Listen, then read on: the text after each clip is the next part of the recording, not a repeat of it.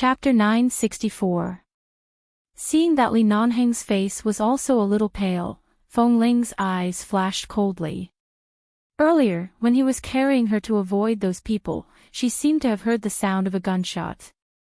However, the bullet did not brush past her ear.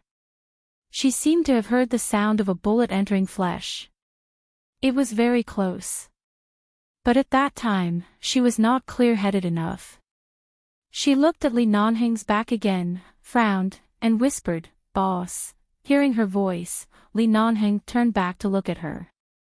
Thinking that she was uncomfortable, he bent down. "Where does it hurt?" "Bear with it a little longer, okay?" When the man bent down, Feng Ling deliberately paid attention to his movements. Not only did she see that when he bent down, his movements were a little slow, but his shoulders did not move much. Also, the strong smell of blood instantly rushed into her nose, and the front of the man seemed to be a little wet from the blood. He was dressed in black, so she didn't pay much attention to him when she was unconscious. She recalled that the moment she jumped off the cliff, Li Nanheng's hand had been holding her steadily and did not let her fall. Even when they landed on the stone platform, he used his body to cushion her. He was clearly injured, and it was very likely that the bullet was still in the flesh behind his shoulder, but he did not say a word. Feng Ling could not speak but just looked at him. The man also lowered his head to meet her eyes, and his eyes as deep as the sea looked at her increasingly pale face. "Don't be afraid. We will all be fine," the man saw through her thoughts and whispered. Feng Ling slightly curved her lips. "Boss, did I drag you down? At that time, you said that if I didn't want to come, as long as I asked, you would definitely help me, but I still came stubbornly. In the end, I didn't expect that the military had already planned this and did not intend to let me go back alive. If I had known this, I would not have come or I would not have let you find me, and I would have died quietly." Li Nanheng's eyes turned cold. "Not to mention death, even if you turn into ashes, I can still find you." Feng Ling looked at him and immediately smiled. However, her eyes were in a trance and she could not see his face clearly. Just as she was about to close her eyes, she heard the man shout, "Open your eyes." She frowned and forced herself to open her eyes to look at him. How fierce. Since he wasn't allowed to sleep, he would find something to distract himself with. Feng Ling closed her eyes and then opened them. She took a deep breath and said, "I don't think I have anything left to be remembered by others. I know the condo you bought for me wasn't bought with my money. Let's transfer it to your name," and she slowly raised her hand and placed it between her chest and neck. "I almost forgot. For the sake of convenience, I didn't bring it with me. For as long as I can remember, there is a small jade pendant tied with a red string around my neck. It is engraved with the word Feng. If I really don't have anything worth leaving to be remembered, bury the jade pendant and the clothes I used to wear. Make it a cenotaph for me. The jade pendant is in my suitcase. There is a very small interlayer in it, which is. Speaking of which, as long as you want to find your biological parents, you can find them with this jade pendant. These things have to be done by yourself, and no one else can do it for you. So, the most important thing is to survive. Don't talk nonsense with me about dying." Li Nanheng's face was cold. "Either go back alive or die here. No one will have the leisure to build a cenotaph for you, and no one will commemorate a dead person with such a low sense of existence, so survival is the most important thing. Death is not worth it at all, understand?" Feng Ling smiled, but her smile did not reach her eyes. "I don't want to find my parents. Whether I live or die is my own business. I don't need any so-called parents or relatives to be sad for me, nor do I need anyone to worry about me." "Really? Don't you care about me?" The man's voice suddenly became a little cold. Feng Ling paused and then looked at him again. After watching for a moment, she suddenly asked in a low voice, why are you not surprised that I am a woman dressed as a man? Not angry. Do you think it's the time to be surprised? Li Nanheng knew that she wanted to keep awake by talking, so he patiently talked to her and fixed the rattan around her waist. Feng Ling looked at him blankly and said in a low voice, "Then if it's not in this situation, if it's any other time, or in the base, if you really find out that I am actually a girl, what will you do? What will I do?" Li Nanheng snorted coldly, glanced at her coldly, and then tied the rattan tightly around her waist. He strangled her until her eyes were slightly surprised. After confirming that it was strong enough, he let go and said indifferently, "Live well now, go back to get rid of the snake venom, and become healthy again. I will let you know exactly what I want to do to you."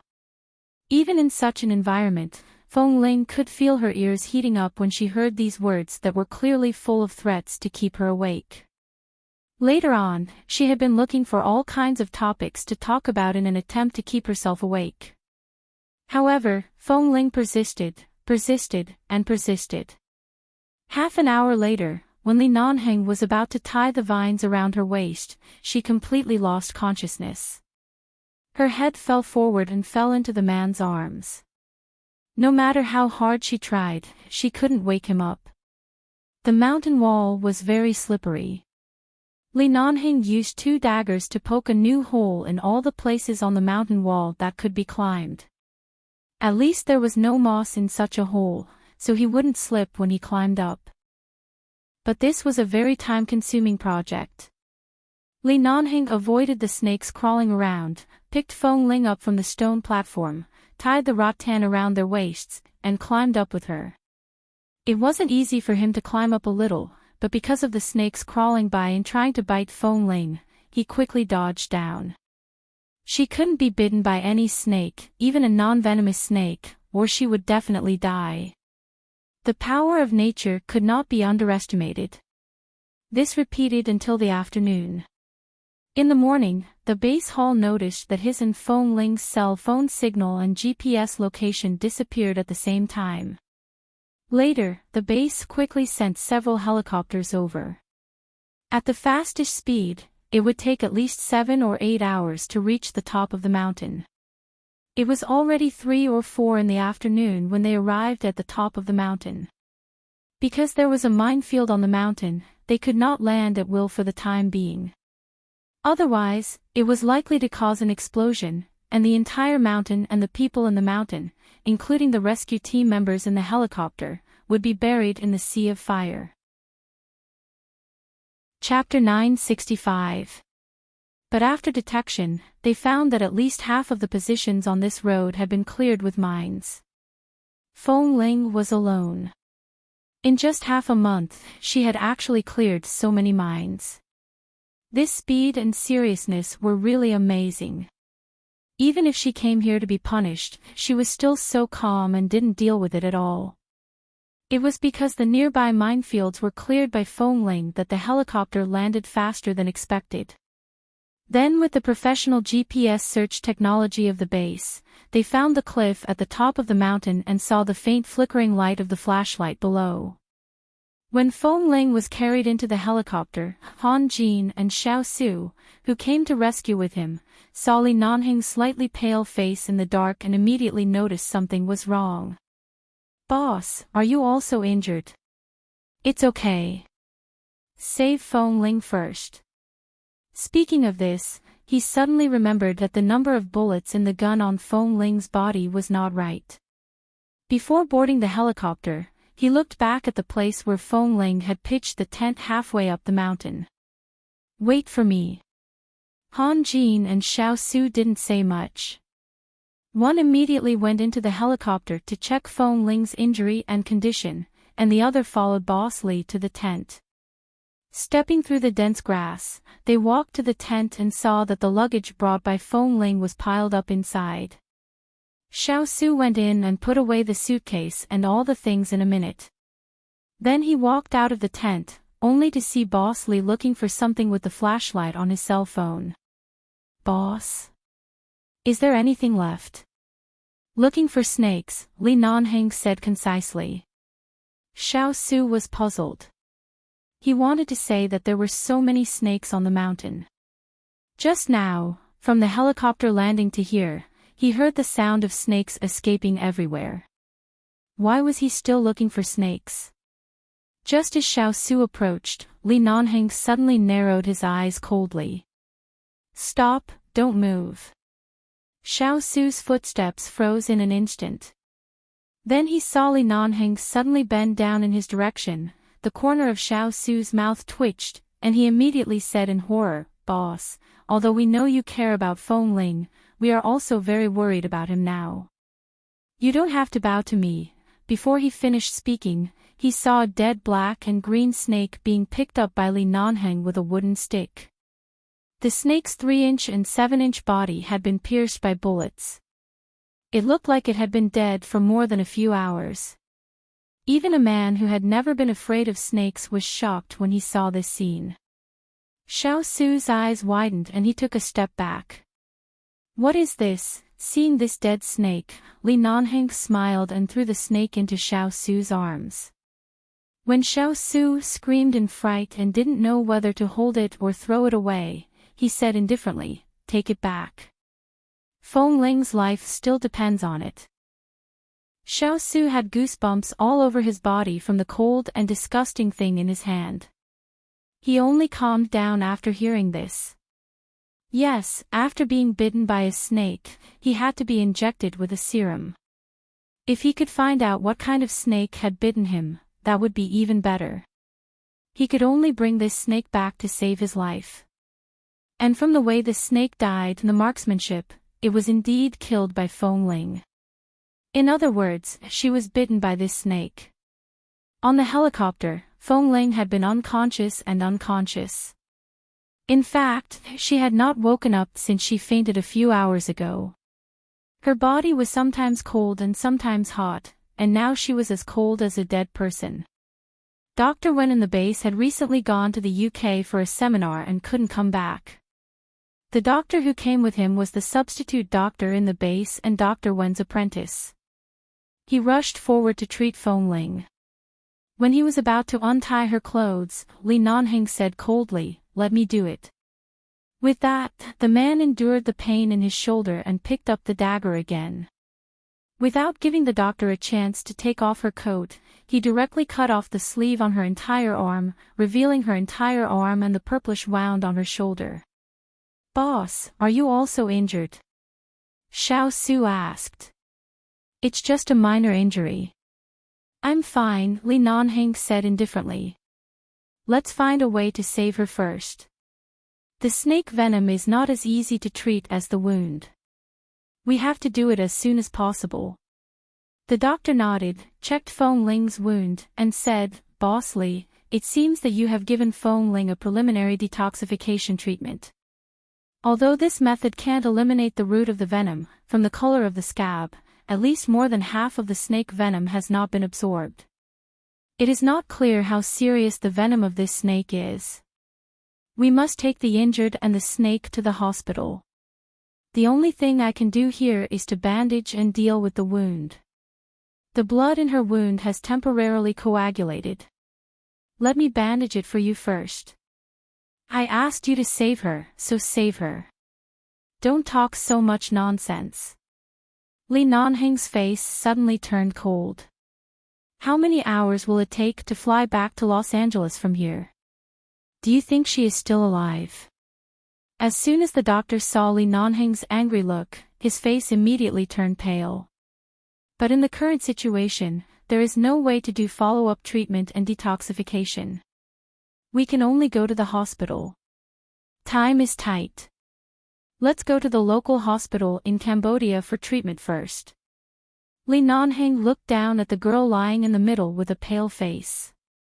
Feng Ling's eyelids were closed tightly, and her lips were dry. A few seconds later, he frowned coldly. Can the local hospital in Cambodia treat her? Although the medical level here is not as advanced as in the United States, there are still some hospitals in major cities that can save lives, and people here often come into contact with snakes. In my opinion, maybe, we can take her to the hospital first. Otherwise, I'm afraid it's too late to take her back to Los Angeles now. Then let's find the nearest hospital first, Li Nanheng said, his face turning paler. Han Jin came over and heard their conversation. Seeing Li Nanheng's face, he suddenly came over and tore open the clothes on his back. Sure enough, he saw that his back had been dyed red with blood, and his shoulder blade had been pierced by a bullet. Even though the bullet only grazed the flesh and did not stay in the shoulder, the flesh and blood were severely injured, and this kind of pain was not easy for ordinary people to bear. As soon as he saw the wound on Li Nanheng's shoulder, the doctor turned back and hurriedly went to get the medicine box. "Boss Li, your wound is almost infected. Let me deal with it for you first." When the doctor came over, Li Nanheng kicked over the medicine box he carried. As the medicine box fell to the ground in a mess, he said expressionlessly, "There is no Boss Li here. Let's see Feng Ling first." But boss, however, as soon as he met Li Nanheng's cold eyes, the doctor didn't dare to say more and turned back to deal with Feng Ling's bite. Chapter 966. In a large local hospital in Cambodia. Feng Ling was sent to the emergency room for a day and a night. During this period, a doctor occasionally walked out of the emergency room. After inquiring, he learned that Feng Ling was sent to the hospital more than 10 hours after being bitten by a snake. It was not easy for him to survive, but the current situation was not ideal. Even if the venomous snake they sent could be made into a serum to detoxify the poison, the venom of this snake was very terrible. Besides, Feng Ling had been running and raising a gun after being bitten by the snake. The excessive exercise and the long-term flow of the poison in the blood were not easy to remove. The operation was still going on, but the situation was not ideal. After saying this, the doctor returned to the emergency room to continue saving people. Outside the emergency room, Han Jin, Xiao Su, and a group of people who rushed over from 11 Base did not dare to speak and all looked at Li Nanheng with bated breath. "Boss, it's our fault. We came too late, causing Feng Ling and you to be trapped under the cliff for so long." Han Jin sighed and his eyes were heavy. He had watched Feng Ling grow up these years, and their relationship in the past 3 or 4 years was not shallow. If something really happened to Feng Ling, he would not feel good. "It's my fault. If only we had cooperated with Boss and the base hall to prepare for reinforcements in advance. In this way, it wouldn't have taken so long. If we had arrived a few hours earlier, things wouldn't have ended up like this." Xiao Su also sighed on the side. At the beginning, Boss said that the military's action this time was not simple, and we couldn't just send reinforcements to alert the enemy. When Boss went to explore the way alone, if we had enough foresight and prepared to set off at any time, we wouldn't have ended up like this. The drill master and captain of the rescue team frowned. "What's the use of saying this now? We've seen that venomous snake. If you are bitten by this kind of snake and can't be sent to the hospital in time, you will die within 6 to 48 hours.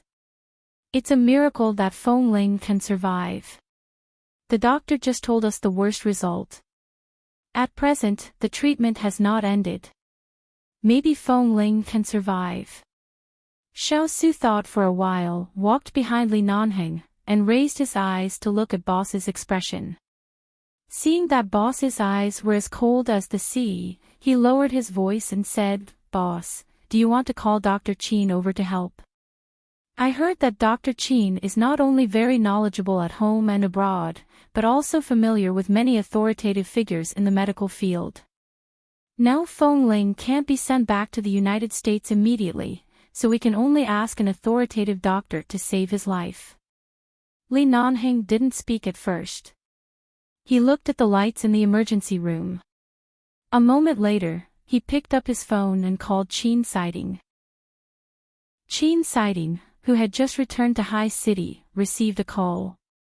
Before he could speak, he heard the man's cold and hoarse voice on the other end of the line. "I'm here to save someone. When Chin Sighting arrived in Cambodia, Phong Ling's emergency surgery was over, but as the previous doctor said, she did not wake up and was in a very bad condition. All her organs were rapidly failing. If she was not treated as soon as possible, even a Daluo immortal would not be able to save her life. Phong Ling was lying in the intensive care unit. Except for the designated medical staff, no one else was allowed to enter. There was only a transparent glass window that allowed one to see what was going on inside from the outside. Li Nanheng saw from the window that Phong Ling was connected to various medical equipment.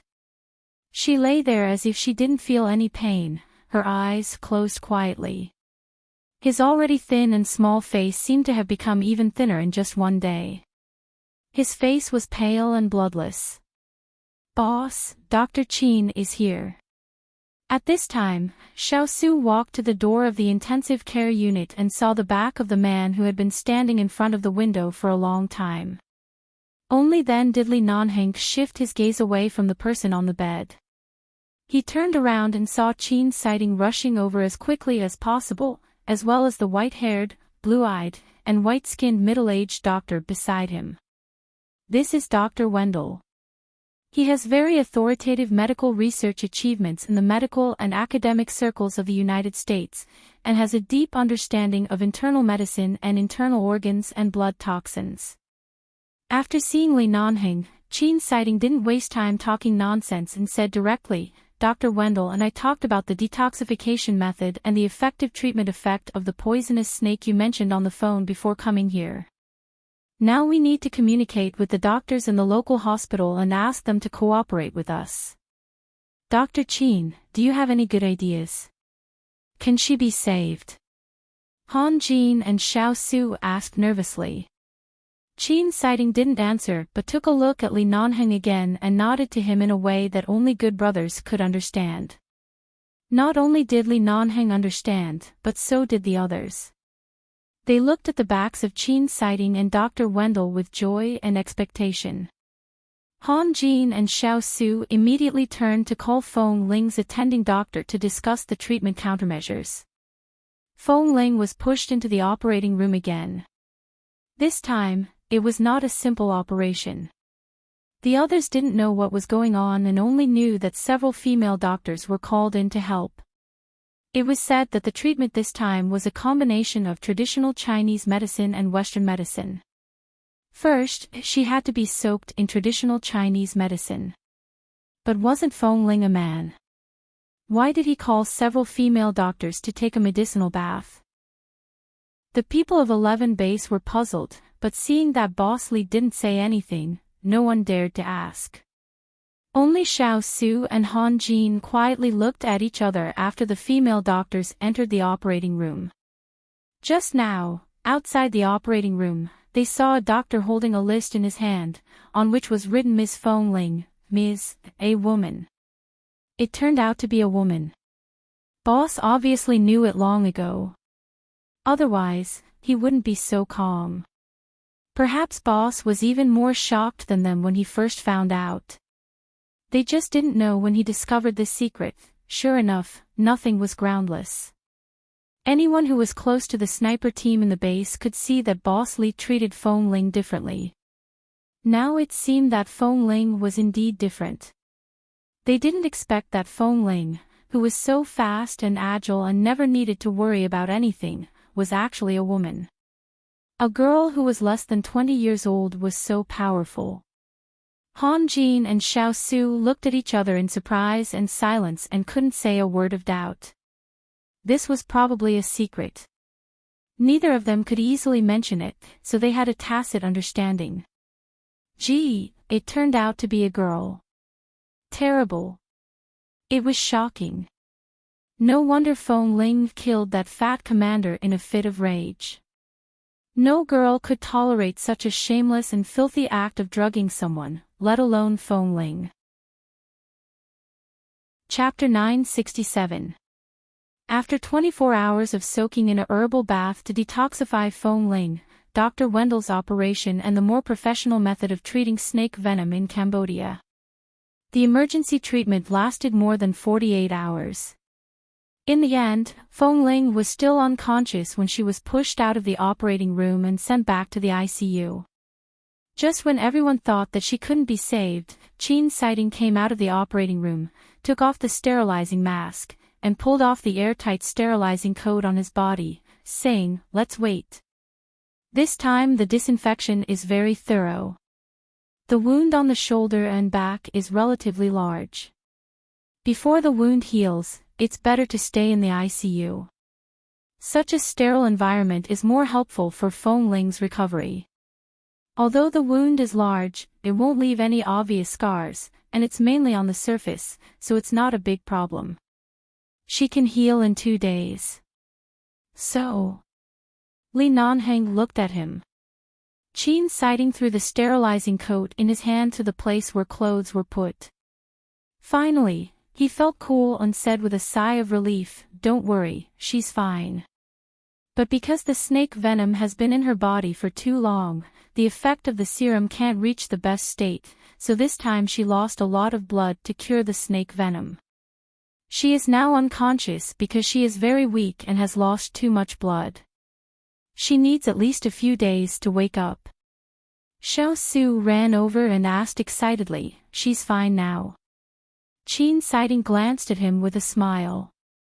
"Are my words so untrustworthy?" Xiao Su hurriedly shook his head. No, of course, Dr. Qin's words are trustworthy. The point is that Feng Ling has 1 foot in the door of hell. If my brother wants someone, even if she has 2 feet in the door of hell, I will still fight with the king of hell for her, not to mention she just has 1 foot in the door of hell. Enchanting said, unbuttoning the collar of his sweaty shirt. "All right, I'm going to take a shower.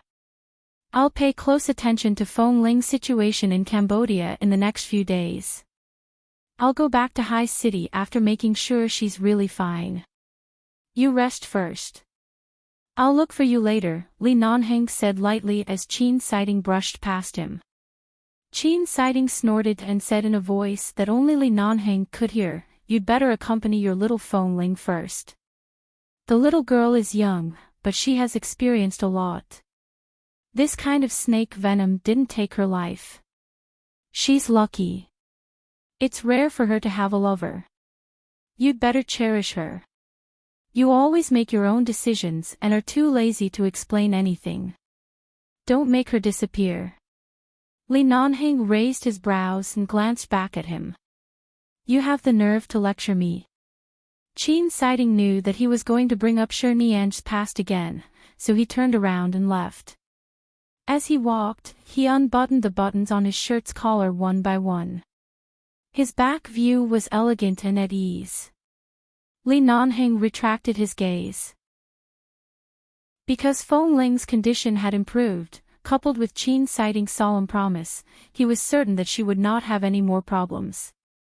His mood was much more relaxed, and the dark clouds on his face finally cleared up. "Boss, Feng Ling is fine," then she. Xiao Su was about to speak. But Li Nanheng suddenly turned around and walked toward the intensive care unit. Seeing the speed of Boss Li's footsteps, Xiao Su, she hadn't woken up yet. Did he have to walk so fast? It seemed that he was afraid that someone else would beat him to it. However, Xiao Su didn't dare to ask about Feng Ling's sex for the time being. After thinking about it, he went back to find Han Jin and the two of them shared this shocking big secret alone. Los Angeles, the Feng family. Qin Qiu looked at her mother, who had been sitting on the sofa and stroking the round jade in her hand for more than an hour. "Mom, at first, I also refused to do this, but today, I can't stop it anymore. Firstly, Li Nanheng is indeed a good child. Secondly, the Li family and the Feng family will have such a day sooner or later. The fact that Li Nanheng would rather marry second brother Cenotaph than marry Mingzhu is indeed very annoying, but what happened recently has forced the Li and Feng families to work closely together. This engagement is still valid. Second brother's 18th birthday has passed. It's time to fulfill the agreement. At this time, Grandmother Fong and Grandfather Fong had already come downstairs. Seeing the two people on the sofa, they walked over. Grandmother Fong sat next to Chincho's mother. The two old ladies leaned against each other and looked at each other. Then Grandmother Fong smiled. "In-law, I know you can't bear to part with her. Not to mention that this child only has a short year of fate with us when she was in swaddling clothes. Even if she is 80 years old in the future, we still can't bear to marry her, but since we can't bear to part with her, and someone is willing to marry her cenotaph, why don't we fulfill the Li family's wish? After all, the grandson of the Li family is a good person. You've seen him. It's not bad to give second brother a place to rest his soul. At least when Li Nanheng is 100 years old, he will meet her in the underworld. At least, she won't always be alone." Chincho's mother clenched the round jade in her hand and said sadly, "Didn't you say it's just a plan? Are we really going to let him marry second brother's cenotaph?" Grandfather Fong walked over with his cane. Although he was old, his eyes were full of spirit. He looked at the two old ladies on the sofa and said, "This time, the matter in the military area is very serious and caused a big butterfly effect. The Fong family is also connected to 11 base. Our Fong family and the Li family are safe because they care about the power of our two families. Once we are separated, they will have a chance to take advantage of us. Anyway, we have an engagement. We might as well get it done now. After all, 3 years ago, the Li family also promised that when second brother turns 18, he would talk to us about this matter. I've asked the elders of the Li family. Even if Li Nanheng has any objections, it's useless. Since he has agreed to marry the cenotaph, he must marry me." Speaking up to here, Grandfather Fong glanced at the round jade in Chincho's mother's hand and sighed. "In-law, I know how happy you were after second brother was born. When Mingzhu was born, you held her all the time. After second brother was born, you were even more attentive. Back then, when that happened, we were not directly hospitalized. The reason why we were able to live until now is probably because second brother is watching us from the sky. Right now, we just want to give her a good home, and the timing is right. Let's let her marry." Chincho's mother's eyes turned red. She lowered her head and touched the round jade in her hand. "I just think that such a young child is gone. Her soul must still be that of a child. Will she be wronged if she marries someone else like this? Mom, don't think too much. The Li family is indeed a good home," Chincho said softly. Chapter 968. Feng Mingzhu walked out upstairs. When she passed the corner of the stairs on the second floor, she heard the conversation downstairs, and her eyes instantly turned cold. Good marriage. Since it was a good marriage, why did they want a dead person to occupy the position? She gripped the railing at the top of the stairs tightly and looked at the few people who were discussing this matter. Her eyes were cold as she turned back to her room and closed the door with a ping. "Miss." The servant passing by on the second floor heard the noise, turned back, and looked timidly at the little devil who often lost her temper, not knowing what was wrong with her. The people downstairs also heard the commotion coming from above. They looked at each other and knew exactly what Feng Mingzhu was angry about. But Li Nanheng refused to marry her. No matter how powerful the Feng family was, they couldn't force a woman Li Nanheng didn't want to marry to him. Now the only peaceful way was to accept Li Nanheng's proposal. But the marriage couldn't be delayed anymore, especially after the military took the opportunity to find fault with them. The Feng family and the Li family must unite by marriage, so that there wouldn't be any mistakes. At the beginning, Li Nanheng said that when the second daughter of the Feng family passed the age of 18, he would directly marry her. Now, he had to keep his promise. Cambodian Hospital. On the third day after the snake venom in Feng Ling's body was completely eradicated, her physical indicators and blood finally gradually returned to normal, but she didn't wake up. When she was in a coma, her body was cold and hot. When it was cold, it was lower than an ordinary person's body temperature, and when it was hot, it was over 40 degrees. When Qin Siding and Dr. Wendell came to examine her, they said that this was a normal symptom of snake venom. Now the venom had been removed, but some of it would remain in some subtle places. It wouldn't hurt her body in life, but the body would automatically detoxify through the sweat glands on the surface of the skin. Therefore, a high fever was normal. She just needed to pay attention to physical cooling. Seeing that Feng Ling had just passed another high fever, the nurses in the hospital hurriedly took away the ice bag and came in to give Feng Ling an injection. When Li Nanheng stood in the ward, he held the list of military commanders sent by Xiao Su in one hand and took the thermometer handed to him by a nurse in the other.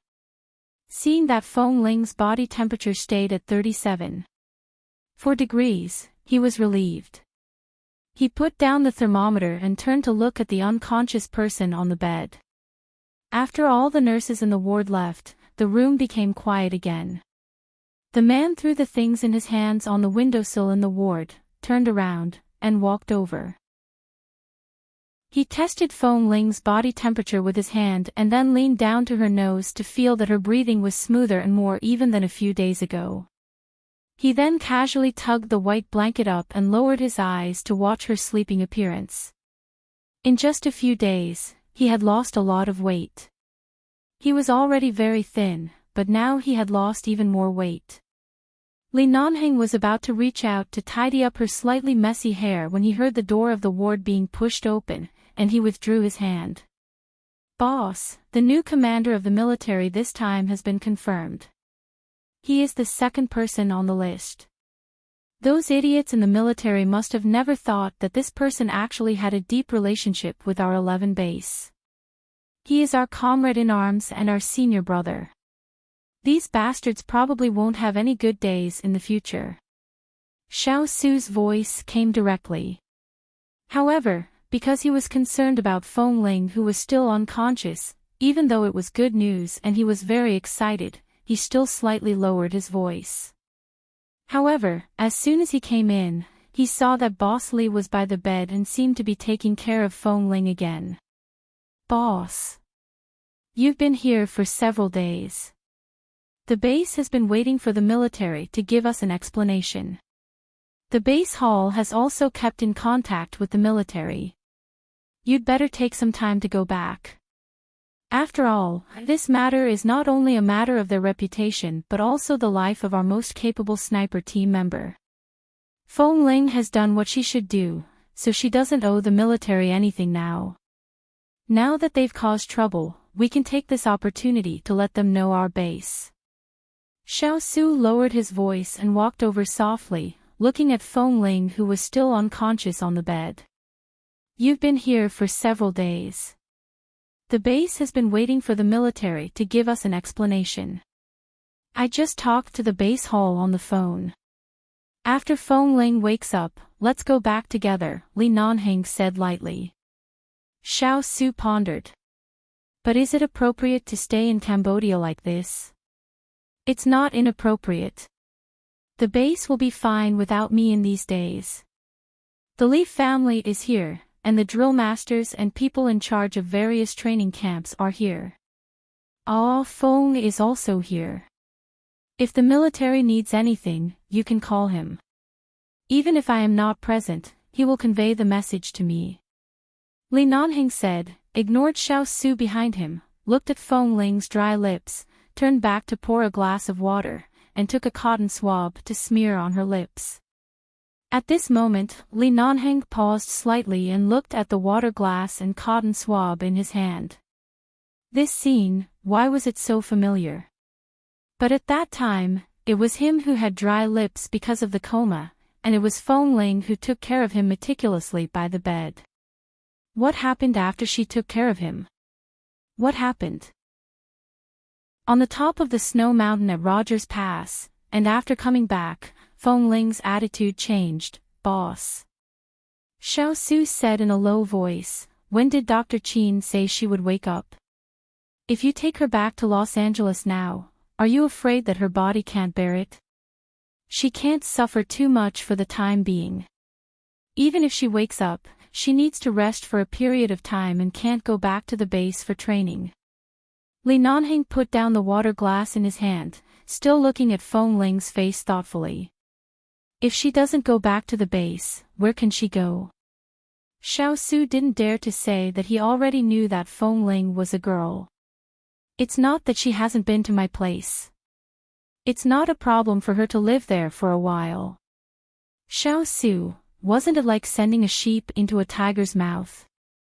Feng Ling was so weak now. No matter how powerful she was still submissive in front of Boss Li. If Boss wanted to do anything to her now, she probably wouldn't even have the most basic strength to resist, right? Well, although he knew that Boss was not so shameless. But he had known Feng Ling's secret for a long time, but he didn't say anything. What did Boss mean? Was he afraid that other men in the base would hook up with Feng Ling? With Boss around, who dared to hook up with her? Chapter 969. The moment Feng Ling opened her eyes, she saw Li Nanheng's face. She thought that she was dead and Li Nanheng was also dead. She thought that the two of them were either in hell or heaven. Before she fully opened her eyes, she frowned at the same time. She wanted to speak but had no strength and could only open her eyes to look at him with difficulty. You've lost too much blood. It's normal for you to be weak. If you can't speak, then don't speak. Li Nanheng looked into her eyes and gently stroked her soft hair. Rest well. The snake venom has been removed. You will be fine. Be good, okay? Xiao Su watched from the side and listened. Mom too. A large-scale dog food scene. It turned out that Boss Li was such a master who didn't care about other people's feelings when it came to spoiling women. Did Boss think about the brothers who had been single in the base for tens of thousands of years? The only one who appeared was a woman disguised as a man, and she was taken in by Boss himself. What a beast! Feng Ling looked at him in a daze and couldn't speak. She could only stare at him as if she understood his words, but also as if she didn't. Perhaps her body really couldn't bear it for the time being. She only opened her eyes for a few minutes before closing them again. Li Nanheng looked at her. After confirming that she had fallen asleep again, he moved his hand away from her head. Right now, Feng Ling needed to rest. She needed enough sleep. She also needed time to recover from the loss of blood and the abnormal nerves caused by the snake essence. After sleeping for another 2 days, Feng Ling really woke up this time. When he woke up, he was no longer muddle-headed. Instead, he was very clear-headed. Li Nanheng flew back to Los Angeles in the past 2 days and returned to 11 base. When he returned to Cambodia, he pushed open the door and entered the ward, only to see Han Jin and Xiao Su sitting by the bed talking to Feng Ling. Both of them had cheerful smiles on their faces. Feng Ling's smile was slightly polite, and she obviously didn't have much energy to deal with these two people. But it was not difficult to know that the two of them had definitely told her everything that had happened after Feng Ling fell into a coma. Seeing that Boss Li was back, Han Jin and Xiao Su exchanged a look and said, "Well, Feng Ling, take a rest first. We'll talk when we come back." Feng Ling nodded. When the two of them left, she turned her gaze to the man who had already walked to the bedside. Li Nanheng looked down at her. "How long have you been awake?" Feng Ling looked at him and answered calmly, "About 2 or 3 hours. Drillmaster Han and Brother Su have been talking to me." She paused for a moment and then said, "I didn't expect Dr. Qin's medical skills to be so good. I thought I was going to die. Did I wake up once before? At that time, I thought you were accompanying me to the gates of hell." I even wanted to say that I dragged you down, but I didn't expect that I could survive. Li Nanheng looked at her mockingly. So do you want to thank Dr. Qin or me for your survival? Feng Ling glanced at him again. Thank you. There's no need to mention my loyalty to boss. I'll do whatever you want me to do. As for Dr. Qin, if there's a chance in the future, I'll try my best to thank him in every way I can. Seeing that she had returned to her original self after waking up, he glanced at her with a sneer, took off his coat, threw it on the back of the chair by the bed, pulled the chair over, sat down by the bed, and glanced at her. You're very calm. This time, Feng Ling understood his double meaning. She immediately withdrew her gaze from his eyes and lowered her head to glance at his shoulder. Boss, I heard that the gunshot wound on your shoulder was also very serious. Thank you so much for that time, don't say thank you to me again. Li Nanheng looked at her indifferently. You know very well that's not what I want. Feng Ling did not speak and could only withdraw her gaze. She lowered her head to look at her folded hands that were placed on the quilt and gently clasped together. Say what you said to me under the cliff again. The man saw that she was obviously hiding something, and his cold eyebrows slightly raised. Feng Ling clenched her hands and didn't speak. Are you mute? She looked up. Boss, do you know the consequences of disguising as a man in the base? The man's voice was cold as if he were settling scores after autumn. Feng Ling had a premonition that she might be driven out of the base at any time. Her eyes suddenly became a bit awkward, but after thinking for a long time, she didn't know how to explain. It seemed that no matter how she explained, it would be that she had violated the rules of the base. The law was merciless, not to mention such a large base. Not only did they have laws, but they also had their own standards, which couldn't be changed at will because of one person. In the end, she didn't explain but only lowered her eyes and said 2 words, I'm sorry. I've reminded you more than once to be honest, but you've been hiding it from me until now. If it wasn't for the critical moment of life and death, do you really intend to keep hiding it from me? Li Nanheng didn't care about her submissive appearance. He was already very familiar with her character and knew that she would only be so obedient when she did something wrong. Otherwise, if it was in normal times, she would be cold and quiet. I just don't want to leave 11 base. The things I said about my childhood are all true. The only thing I didn't say is my gender. If 11 base accepts women, I wouldn't have kept hiding it. I don't want to leave, boss, I know I lied to everyone. You gave me a chance, but I really... Feng Ling's hands clenched on the quilt. Maybe if it wasn't for that critical moment, I wouldn't have so easily told my secret and only told it to you. Li Nanheng's expression was originally not good.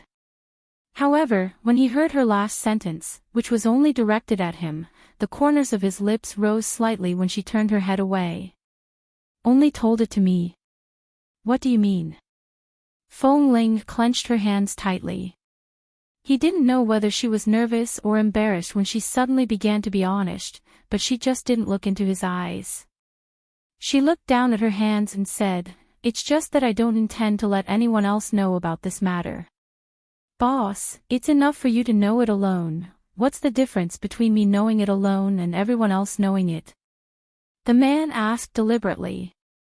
Feng Ling could hear his intention, but she still had to answer, because. Boss, didn't you say you like me?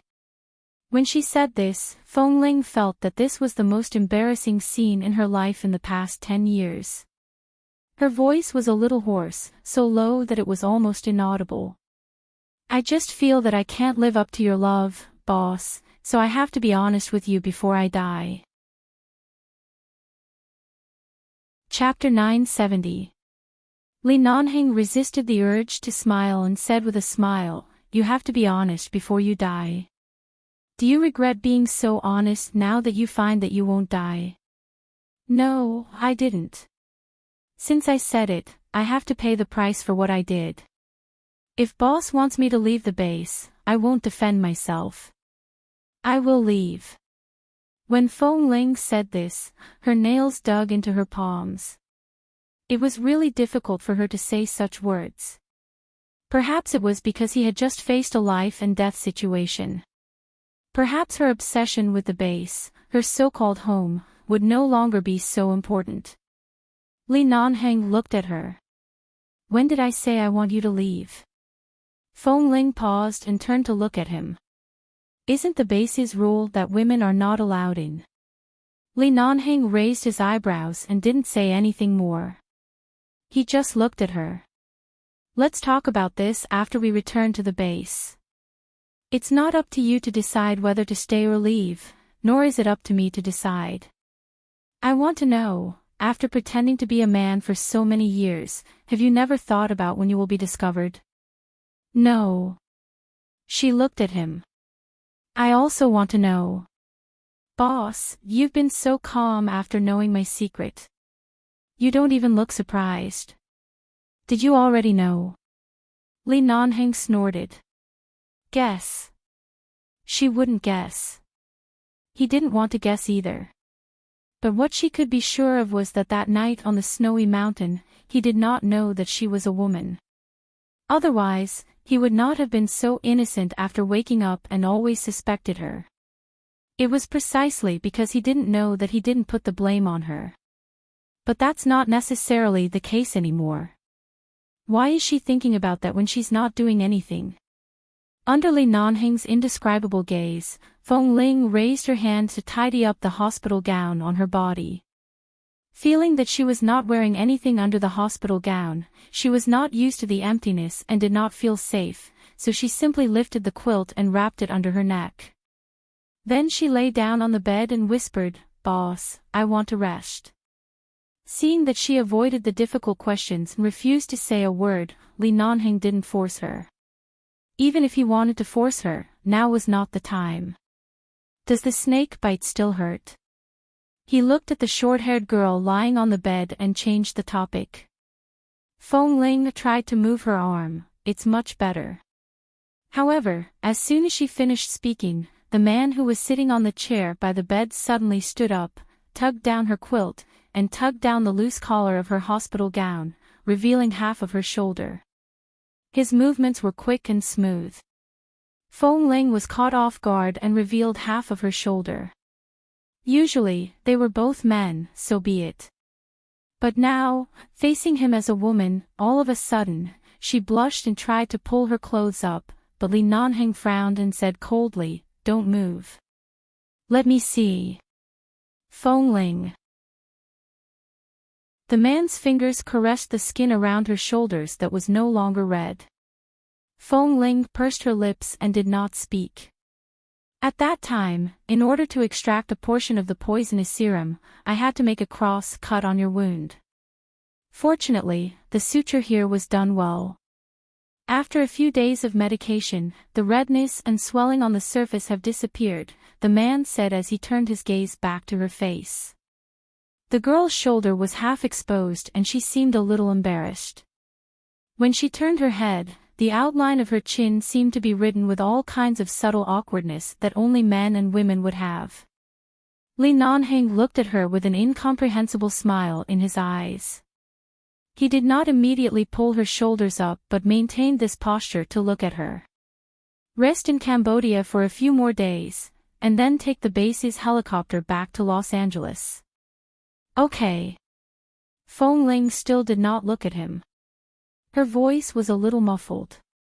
She felt the slight coolness when her shoulder touched the air, and because her identity as a woman was exposed, she could not turn her head to meet his eyes no matter how hard she tried, so she could only keep tilting her head to talk. After returning to Los Angeles, don't go back to the base for the time being. Go back to my apartment to recuperate. As for your gender, we'll talk about it later. As Li Nanheng spoke, the tip of his thumb seemed to inadvertently rub the side of the girl's white, tender, and round shoulder. Feng Ling suddenly shivered all over, suddenly raised her hand to push his hand away, and at the same time, quickly pulled up the clothes on her shoulders, saying, "Boss, have you seen it? It really doesn't hurt. There's no need to see it again in the future, and there's a doctor to help me apply medicine. You don't have to worry anymore." Li Nanheng lowered his eyes to look at her. "When we were brothers, you could even sleep in the same bed, but now you've become a woman. You can't even see your shoulders?" Feng Ling, who was willing to sleep in the same bed as him when they were brothers, which time was not forced by him. She had always maintained a certain distance and propriety in their brotherly love, okay? All along, he was the one who had no propriety in touching her. She didn't speak but directly covered the quilt over her body, pulled it up to her neck, and wrapped herself completely in it. Her eyes were still averted, and she said sullenly, "No, boss, don't misunderstand." "Misunderstand what?" Li Nanheng resisted the urge to lower his head, pressed the girl into his arms, and kissed her fiercely. He sat back on the chair, stretched his long legs casually, and looked at her from the corner of his eyes. "I do have a big misunderstanding and doubt in my heart. I need you to explain it to me." "What?" "In Rogers Pass, what happened that night when I had a high fever and was forced to drink by Fat Tai?" Feng Ling's expression did not change, but her voice was still a little sullen. "Nothing happened. I just took care of you for a whole night, and the next day, because I was not feeling well, I went to the tent next door to lie down for a few days." It was still not the truth. Li Nanheng could roughly guess what he should have done to her. Maybe he kissed, hugged, or pressed her on the bed, something like that. But he really couldn't recall too many memories of that night. He didn't know what he did. Was it just kissing and hugging on the bed, or did something really happen? "So, after that, you seemed to want to break up with me. Why are you angry with me?" Li Nanheng glanced at her. The corner of Feng Ling's mouth twitched, and her eyes flickered. "Boss, when have I not been angry after you kissed me?" Chapter 971. You'll be angry if I kiss you. And, more or less. Before Feng Ling could finish her words, the man who was originally sitting on the chair by the bed suddenly stood up and approached her. With a speed that caught her off guard, he pressed her under his body and placed his hands on either side of the bed. He lowered his black eyes and looked at her at such a close distance. Their noses were almost touching, and the distance between their lips was also very close. She was startled and did not dare to speak. She just stared at him blankly, not understanding what he was suddenly doing. "If I kiss you again now, will you still be angry?" The man's eyes were somewhat evil and mischievous. He pressed her against the bed and had no intention of letting her avoid this topic. Feng Ling looked at the man in front of her in disbelief. She was so stiff that she did not dare to move or speak. Li Nanheng lowered his eyes to look at her. "Let me try kissing you now, Feng Ling, boss." Her voice was a little tight. She tried to hide her head under the pillow and put her hands between their bodies. Don't mess around. When you were pretending to be a man, I kissed you many times." "Why? Can't I kiss you now?" Li Nanheng smiled. Feng Ling turned her face away and could not push him away. She could only turn to pull the quilt up, cover her mouth with the quilt, and then put on a firm expression of refusal.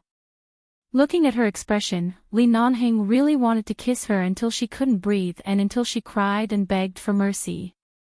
However, seeing that her face was still pale because of excessive blood loss, he suppressed his desire to swallow her alive again and again. He suddenly lowered his head.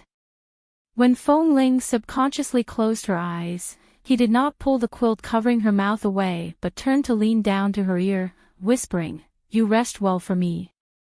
I'm not in a hurry. After you recover, we'll settle the score." Hearing his words, Feng Ling's blood temperature inexplicably soared, and because the man's breath brushed against her ear, all the hair on her body stood up. What account? Feng Ling didn't know where the courage came from, but she suddenly said such an impulsive sentence. After saying it, she regretted it. Why would she ask that? The man chuckled by her ear, and his hoarse voice moved closer to her ear. The itchy and hot feeling made her shrink her neck, but she heard the man's lips graze her earlobe. You bent me, and now you're straightening me. I have to ask for some compensation for my mental damage. The man's hoarse voice seemed to echo in her ears. Feng Ling shrank her neck to hide. However, just when she felt that she couldn't avoid it, Li Nanheng stood up and let her go. She instantly had more space to breathe. She turned to look at him, only to see that the man had returned to the chair by the bed and sat down. His unruly posture was as if he was deliberately teasing her by grabbing onto one of her pigtails. Yet, after teasing her, he was still so calm and collected. At the beginning, Feng Ling's heart was a little upset because the secret of her gender was so openly known by him, but now, not only did it not improve at all, but it also became even more upset. How could she let her heart become so unsettled because of a man? While Li Nanheng got up to pour water for her, she covered her face with the quilt and did not show her face for a long time. She just sulked. Li Nanheng took the cup back. Seeing her covering her face with the quilt, he said with a mocking smile, "It's useless to cover your face with the quilt. You can't go back, Miss Feng." Miss Feng covered in the quilt. When Feng Ling was finally allowed to leave the hospital and return to Los Angeles to recuperate, it had been nearly 10 days since she was bitten by the snake. For several days in a row, the food she ate was light and all kinds of blood-enriching food. Her mental state had improved a lot and she was no longer so haggard. Except for the occasional numbness on the arm bitten by the snake, there was no other problem. Before leaving Cambodia, Chin Siding came to see her and said that because the snake venom stayed in her body for too long, the nervous system of her body must have been affected. The temporary numbness was normal, which showed that her nervous system was actively recovering and would be fine in a few days. After returning to Los Angeles, Li Nanheng did not let Feng Ling directly return to the base. Even if he didn't say it, since the fat military commander was killed, she was very clear that although there were many people in the base who liked her and wanted to protect her, there were also many people who disliked her. It was certainly a good thing that Boss Li gave her a secluded environment to recuperate. However, the fact that she could not return to the base for the time being made Feng Ling feel a little disappointed. Compared to the carefree life of eating and sleeping outside, she preferred to train in the base every morning and evening, throwing hot blood and sweat day after day. Although she was a woman, she still liked holding a gun in her hand. Unlike now, because he needed time to recover, he was so weak that he had to be helped into the car with a coat. Li Nanheng glanced at Feng Ling who had just sat in the car. Now we've returned to Los Angeles. If there's nothing else I want to do, I'll drive back to the apartment. Feng Ling glanced at him. Boss, will my arm be crippled? Will I even be unable to pick up a sniper rifle in the future? Li Nanheng glanced at her arm. No. As he spoke, he waved his hand in front of her. Forget about the ligament injury in my wrist. Pulling Fat Tai out of the ice hole wouldn't leave any sequelae on my wrist. This is just a temporary nerve paralysis in your arm. Chin Siding also said that it won't take long for you to recover. Feng Ling looked at his hand. Are you really all healed? Li Nanheng raised his hand and patted her gently on the head. When I carried you to the edge of the cliff in the Snake Valley, I used this hand to support you. Do you think I'm all healed? In fact, Feng Ling also knew that people like them who had been trained for a long time would recover much faster than ordinary people no matter what kind of injuries they suffered. She was relieved and moved her arm again. It's good that I can still pick up a sniper rifle. My sniper training has just reached the middle stage, and I haven't finished it yet. I don't want to give up. Seeing that she wanted to stay in the base no matter what, Li Nanheng smiled. Then don't give up. Chapter 972. Li Nanheng didn't say anything more about whether she could return to the base or not. He drove her back to her apartment. Before entering the condo, Feng Ling glanced at the number of the elevator on the floor below his condo. She silently thought that if her body condition was still good, she should go out to look for furniture stores, buy some furniture, and then move in. Li Nanheng glanced at her. Don't think about living on the floor below. There's time to renovate and change the furniture. You've already recovered and can return to the base at any time. Feng Ling, she turned to look at him. She didn't say anything. How did he guess what she was thinking? Li Nanheng's cold brows moved. Do you really think I can't see through your little thoughts? Feng Ling, she walked into his apartment again. It was no different from before. The cold wind was blowing outside, but the temperature inside was as warm as spring. But now there seemed to be something different. For example, the last time she lived here, she was still a man. But now she moved in, Li Nanheng had brought her back knowing that she was a woman. It was another concept for a man and a woman to be alone. Boss. Feng Ling glanced at him. Li Nanheng glanced back at her. What's wrong? Feng Ling's lips moved. She wanted to say something, but she felt that it seemed too delicate. After all, she had lived here before, and now her mentality had changed. Perhaps, although she wasn't sure, perhaps he had already known her secret. Otherwise, how could he not be surprised at all? Thinking of this, Feng Ling took a step back awkwardly. I'm still, Li Nanheng raised his brows. You want to move out? She nodded. Are you afraid that after I know you are a woman, I can't control myself and go to your place in the middle of the night to plot against you? No. If you want to move out, you can. Give me a convincing reason. Her legs were straight, and her hands were by her sides. She looked as though she was being trained on the training ground of the base. She was very serious. I feel that Han Jin and Xiao Su should also know about it. I've been in Cambodia for so many days. Although the doctor didn't emphasize my gender, I saw that I'm a woman on the medical record.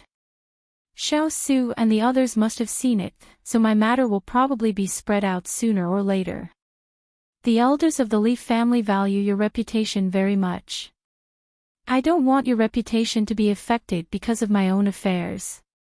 Li Nanheng's eyes were wide open, and his eyes were wide open. He looked at Li Nanheng and Li Nanheng. Li Nanheng sneered, threw the black duffel bag in his hand to the ground, and turned back to walk to her. When others suspected your sexual orientation, I didn't care about my reputation. Now I just brought a girl back to my place. What? Am I living for others to see? Or can other people's mouths hurt me even a little? Feng Ling looked at him.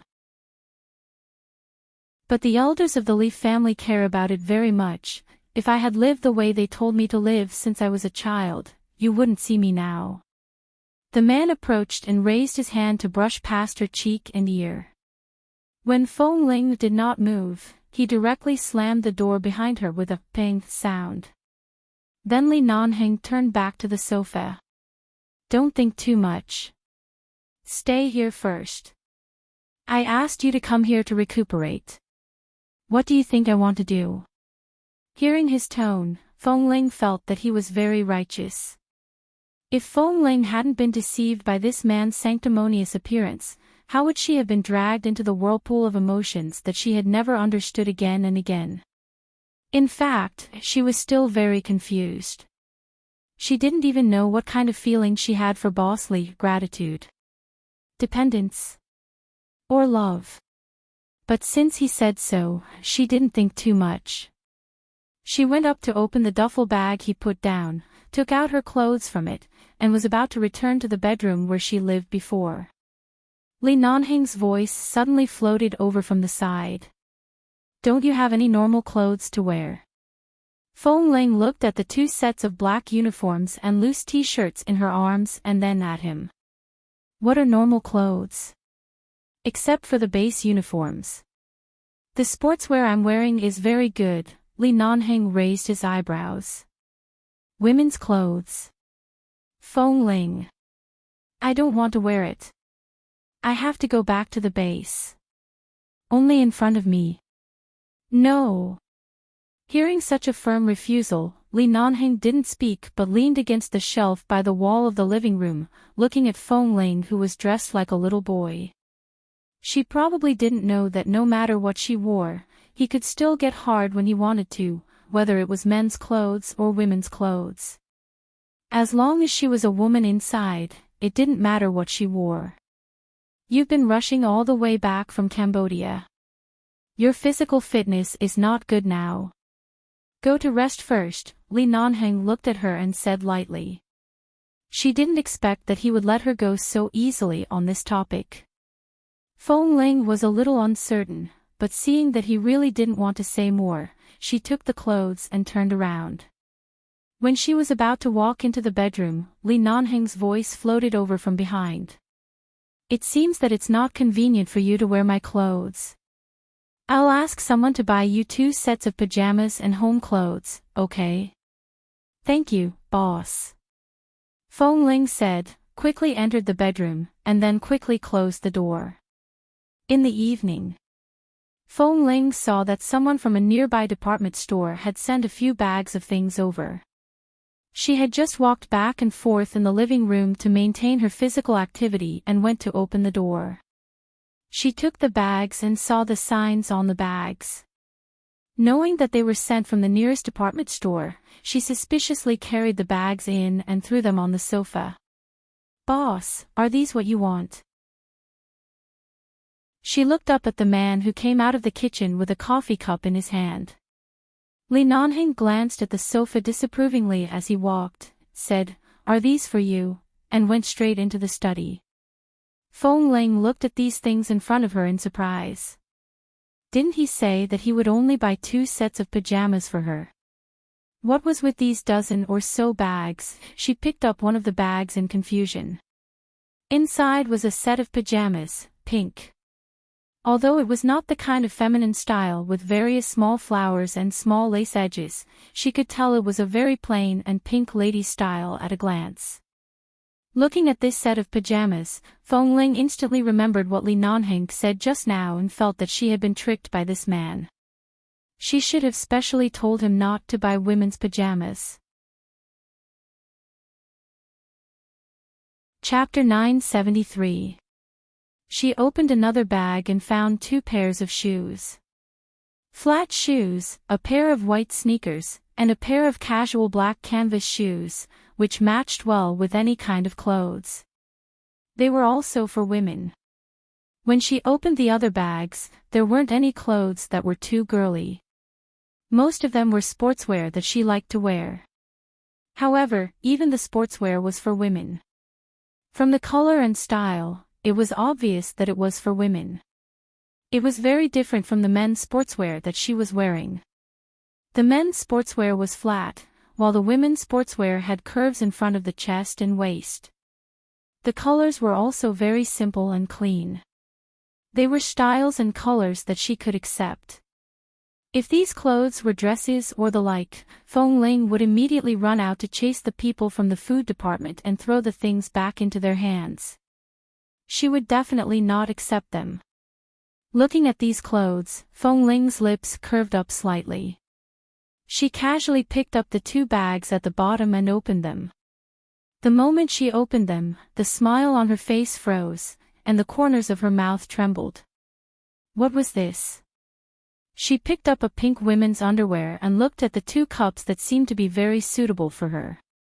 Then she looked down at her chest that was not wrapped in a chest cloth. Feng Ling opened the other bag at the bottom. Sure enough, it was another woman's underwear. One was black and the other was pink. He had asked the people in the mall to send at least 2 sets of everything. Was this reserved for her to change into? She could accept women's sportswear and sneakers, or slightly feminine pajamas and pajamas. Anyway, she could accept them as long as they were not nightgowns, but this underwear, she had long been used to wearing a chest cloth. Except for the time when she deliberately dressed as a woman in the bar, she had never touched this kind of thing. Now it was so open and aboveboard, Feng Ling couldn't help blushing. She stuffed all the things back into the bag and turned back to the bedroom without taking any of them. At night, when Li Nanheng came out from work, he saw those things piled up on the sofa, glanced at the closed door opposite, and walked over to knock on the door. After knocking for a while, there was no response. The man outside the door said indifferently, "Do you want me to open the door directly with the key?" After a moment of silence, the sound of footsteps could be heard, and then the door was opened. Feng Ling was holding a razor that she had found in his bedroom. Her expression was slightly awkward. Li Nanheng looked at the thing in her hand and then at her. "What do you want?" "My hair has grown quite a bit, and I want to shorten it." "Didn't you say that you often shave it yourself?" "I just want to try and see if I can shave my head flat," Feng Ling said as she picked up the razor in her hand. "This is charged, right? Is it out of battery?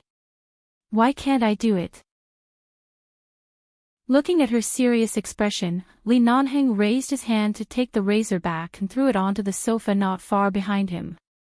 The razor rolled onto the carpet, making a muffled sound. "Why do you need to shave your head? Your hair is just below your ears." "There's no need to shave it," Li Nanheng said and glanced at her clothes. "Didn't I buy you pajamas? Why are you still wearing this?" Feng Ling was still wearing the same set of clothes that she used to wear when she lived here. It was his home clothes. However, she was clearly wearing a small vest inside. She was no longer in a vacuum state because of the lack of clothes. "You'd better ask the people from the mall to take those things back. I don't want to wear them." Feng Ling raised her hand and tugged at her hair. "Boss, gender is actually just a concept. I've regarded myself as a man since I was young. I'm used to it. I can't get used to wearing women's clothes now." Li Nanheng snorted. "I'm not forcing you to wear those things that you can't get used to for the time being. They are all sports styles that you like. If you don't like them, you can throw them away tomorrow morning. There's no need to send them back." "Feng Ling," the man glanced at her indifferently. "Are you planning to be a man for the rest of your life?" Feng Ling looked back at him. "I don't know. I don't have any concept. When I was young, I lived with wolves. Later, I was brought out by others. I only know how to protect myself. I don't know anything else. I just want to ask you. If you want to be a man, do you want to try to change back into a woman and live as a normal girl of 17 or 18 years old? A normal girl of 17 or 18 years old. Was she? Could she? Li Nanheng raised his hand and touched her head. "Don't shave your hair anymore. Many boys also like to keep their hair long. There's no need for you to deliberately make it very short to hide yourself. Those who know already know, and those who don't know will know sooner or later. It may be worth it to use your hair as the price to hide yourself in the past, but it's not worth it now." Feng Ling didn't speak again. "I'll give you one night. Think about it carefully. Do you want to persist as a man or return to the life of a normal girl? I can help you with whatever you want. Think about it yourself." Feng Ling didn't quite understand what he meant and just looked at him blankly. Could he help her with whatever she wanted? Even if he wanted to live like a man forever? Seeing the man's eyes, Feng Ling didn't immediately answer but looked out of the door. Li Nanheng walked out, also glanced at the bags piled on the sofa, and then looked back at her who had already walked out of the door. "Put these away first. The cabinet in your bedroom is empty. Put them all in. If you want to wear them one day, at least there will be a few clothes for you to wear." With that, the man didn't say anything more and went straight into the study. The door of the study was not closed. Feng Ling knew that Boss Lee was usually busy talking to people in the base hall or sending documents in the study. There was a computer in the study. He had to deal with some emergencies in the base and the Lee Corporation at any time. Feng Ling walked out and stood by the sofa to look at those things. In the end, she didn't want to let down Boss Lee's kindness. From the style of these clothes, she could tell that he was actually letting her slowly adapt to them instead of immediately buying a dress and forcing her to wear it. She took those things back to the bedroom one by one and walked back and forth very quietly, for fear of disturbing Boss Lee. When the last bag was moved, she quietly closed the door and put the things in the bag into the wardrobe. She held the pink underwear in her hand and was about to put it in, when she suddenly paused. Feng Ling looked at the underwear in her hand that even the cup size was very suitable. She didn't have to think about it to know how Li Nanheng knew her size. When they kissed in the bar, he raised his hand and touched it for a long time. Chapter 974. She hesitated in the room for a long time. Feng Ling had never been so hesitant since she was a child when she killed someone with a gun for the first time. Holding the pink lingerie in her hand, after a while, she looked up at the door, making sure that Li Nanheng was busy and would not come in, nor would he come to see her. After thinking for a while, she turned into the bathroom, stood in front of the floor-to-ceiling mirror, and put on the lingerie. Probably because she was young, the skin of a 17 or 18-year-old girl was as white as jade. Wearing this kind of pink lingerie that few people could handle, she looked really beautiful. Feng Ling seemed to have seen this kind of lingerie in the wild magazines on the roadside. A young girl wearing this kind of lingerie was youthful and sexy. After putting on this lingerie, Feng Ling looked out of the bathroom. After making sure that Li Nanheng did not come in, she ran to the wardrobe, picked up the light-colored pajamas, put them on, and turned back to the mirror to look at herself. The pajamas were long-sleeved and long pants, pink and tender, and no part of her body was exposed. However, because she was wearing lingerie, her chest, which had been wrapped by the chest-wrapping cloth, was now in a normal, soft, and round state. She was used to having a flat chest, but suddenly, she blushed and her heart beat faster. How could she go out like this? Could she let Boss Lee take a look? The figure of the girl in the mirror was exactly what a woman should look like. Although her hair was short, it had grown past her ears.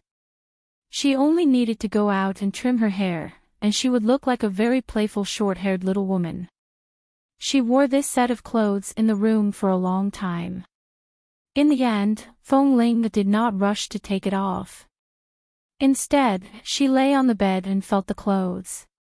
In fact, she usually wrapped her chest cloth very tightly. In the beginning, she would feel uncomfortable and breathless when she lay down, but after a long time, she got used to it. Now wearing the lingerie, she didn't feel uncomfortable at all but felt very relaxed. Was she going to be a woman?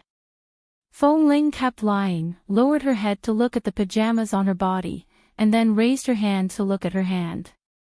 Although her fingers were slender and white, when she opened her palm, she could still see the light calluses inside. He suddenly recalled the time when he was brought out of the jungle, and the experiences he had in the past 10 years. Be a normal 17 or 18-year-old girl. Could she? Lying on the bed, he didn't know when he fell asleep. When he woke up, it was already past 10 o'clock at night. Recently, she had been resting in the hospital and often slept, so sleeping had become a habit. She hadn't gone back to the base for training for a short period of time, but now her biological clock had been completely disrupted. She could actually sleep in the evening and wake up at night. This was something she had never experienced before. In the past, he would wake up at 5 in the morning for morning training, and he had to sleep before 10 at night. After waking up, he sat up and felt as though there was something extra in front of his chest. Actually, it wasn't anything extra. It was just that it wasn't wrapped tightly anymore. There were 2 more lumps in front of his eyes. She got up and turned on the light. She stood at the door and hesitated for a long time before she opened the door and walked out. Although it was already late, it was clear that Li Nanheng was still awake. The lights in the living room were on, and so were the lights in the study. There was a faint aroma of food in the air. Feng Ling looked around and saw several dishes on the dining table close to the kitchen, but they were all covered with a layer of insulated bowls. Was that the dinner boss Li asked someone to send over? Did he specially leave it for her? Feng Ling was about to walk over when the door of the study opened. Li Nanheng came out with a stack of documents in his hand. When he suddenly saw the person standing at the dining table, he paused and suddenly turned to look at her. First, he saw the light-colored pajamas on Feng Ling. Although they were pajamas and pajamas, they were a little like a half-length doll's dress, which looked a little playful and cute. More importantly, she didn't wrap the breast wrap to cover her healthy and normal chest, but put on that set of underwear. The girl's perfect figure was not affected by the restraint of these breast wrappings at all. Even though it was just a set of pajamas and a silhouette that had restored her original figure, Li Nanheng was still dazed for a few seconds. When Feng Ling suddenly reached out to open the food on the table, he put down the document in his hand and walked over. "I knew you were asleep. Someone sent dinner over, so I didn't wake you up. Sit down first. I'll heat up the food." "No, it's good to eat like this." Feng Ling looked back at Li Nanheng. Although she felt a little embarrassed, she still said, "I don't think it's particularly cold. It's edible. Heat it up first." Li Nanheng patted away her hand that was about to cover the food and took it into the kitchen. Seeing that the man who clearly didn't know how to cook was preparing to heat up the dishes for her, Feng Ling stood outside and helped bring the food in. She took a few steps back and looked at the man who was standing by the stove with a frown. It was clear that he didn't know how to cook these things but was trying his best not to show his weakness. For some reason, she felt that Boss Li was a little cute like this. If he didn't know how to cook, he didn't need to be so omnipotent. It was enough as long as he was her Boss Li. Besides, she didn't know how to cook herself. It was already a success if she didn't have a stomachache when she cooked a bowl of noodles. It wasn't that difficult to heat up the dishes. She took out the pot, put it on the stove, and put it in the microwave. Everything was done in 5 minutes. Feng Ling didn't help much and went to the table to wait for the food to be eaten. After the food was served by the man again, Li Nanheng brought her a bowl and chopsticks. Feng Ling took it, thanked him, and began to eat. However, after taking 2 bites, she suddenly felt a pain on the back of her hand. She was startled and raised her eyes abruptly, only to see the man who suddenly took out the chopsticks in her hand and slapped the back of her hand. "Boss. Dressed like this, are you going to be a normal girl?" The man stood by the table and looked down at her. Feng Ling didn't understand what he meant, but looked at him and said directly, "I just want to try it first." "Since you want to try it, then I want to try to be a normal girl," Li Nanheng said as he put the chopsticks back on the table and said indifferently, "Change your eating speed and movements. Aren't you a rough man who wolfs down food? Aren't you afraid of choking when eating so fast? I'm in a hurry to go to training every day. I'm afraid of being late. I'm used to it, eat slowly." The man sat by the table, sipped his coffee and watched her pick up the chopsticks strangely again. He raised his eyebrows when she didn't notice, and there was an imperceptible smile on his lips. Disciplining the little wolf girl, this job he found for himself was really not bad. Chapter 975. Feng Ling didn't expect to be asked to eat. She didn't know whether she felt wronged or not, but when she saw that Boss Lee was drinking coffee and then looked at the food in front of her, she didn't say anything and did as he asked. She picked up a mouthful of food, put it into the bowl, and ate slowly. Looking at her aggrieved but trying to cooperate, Li Nanheng smiled. You don't have to chew slowly, but at least you don't have to eat quickly like Kay and the others. It's not good for your stomach to eat too fast, remember? She didn't say anything but lowered her eyes and didn't look at him. He saw that Feng Ling had been restraining the amount and speed of picking up food with chopsticks and deliberately slowed down when chewing. Although she didn't want to be obedient, in fact, she was still trying to cooperate. What a stubborn but soft-hearted little girl. After eating, Feng Ling put down the bowl and chopsticks and was about to take them to the kitchen to wash. Li Nanheng asked her to throw them into the dishwasher first. She stood in front of the dishwasher for a long time and studied where the switch was and how to use it. Suddenly, a hand came from behind and helped her open the dishwasher.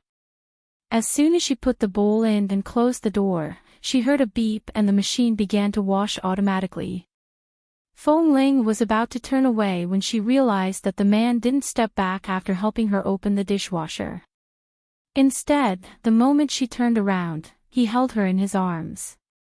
Feng Ling stiffened and was about to struggle, but the man held her tightly from behind and put his chin on the top of her head. Don't move. Boss. Feng Ling was a little embarrassed by this seemingly warm hug. This feeling is very good. Hold me for a while. The man's words were so straightforward that Feng Ling didn't even have time to blush and her heart felt as if a jar of honey had been pushed over. She stood still and looked down at the man's hand on her lower abdomen. Boss, although I am a woman, but you also like me. Don't explain too much. I understand. The man directly finished her words. Feng Ling, understand what? Even she didn't understand. Did this man have to be so narcissistic? She suddenly wanted to turn around and push him away, but the man hugged her tightly. Be good, don't move. It's just a hug. I didn't do anything to you. No, boss, I want to explain to you clearly, I didn't, nothing. The man's low voice landed on her head. Even if you're very ignorant about feelings, you should be clear that apart from me, you're very repulsed by anyone getting close to you. Do you really want me to tell you everything? At that time, I'm afraid that you'll be so shy that you'll hide in your room and not come out. Don't think that others can't see through your thoughts just because you've been pretending to be a man for so long. You're always transparent in front of me, huh? Little girl.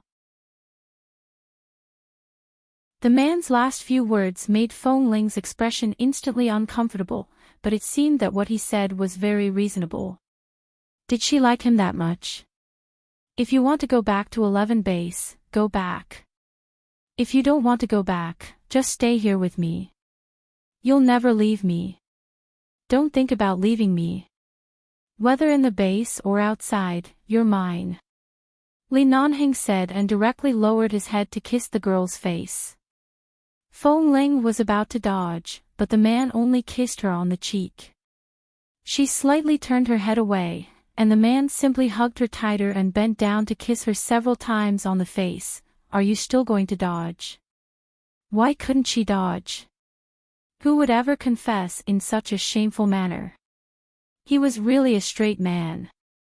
Just when Feng Ling in his arms didn't know what to do, Li Nanheng's cell phone rang at this moment. The man originally wanted to force the little girl to the corner to give her a good kiss. At first, he ignored the cell phone ringing, but when Feng Ling reminded him, he didn't leave. It was not until the second time that his cell phone rang that he realized there must be something urgent calling at this time.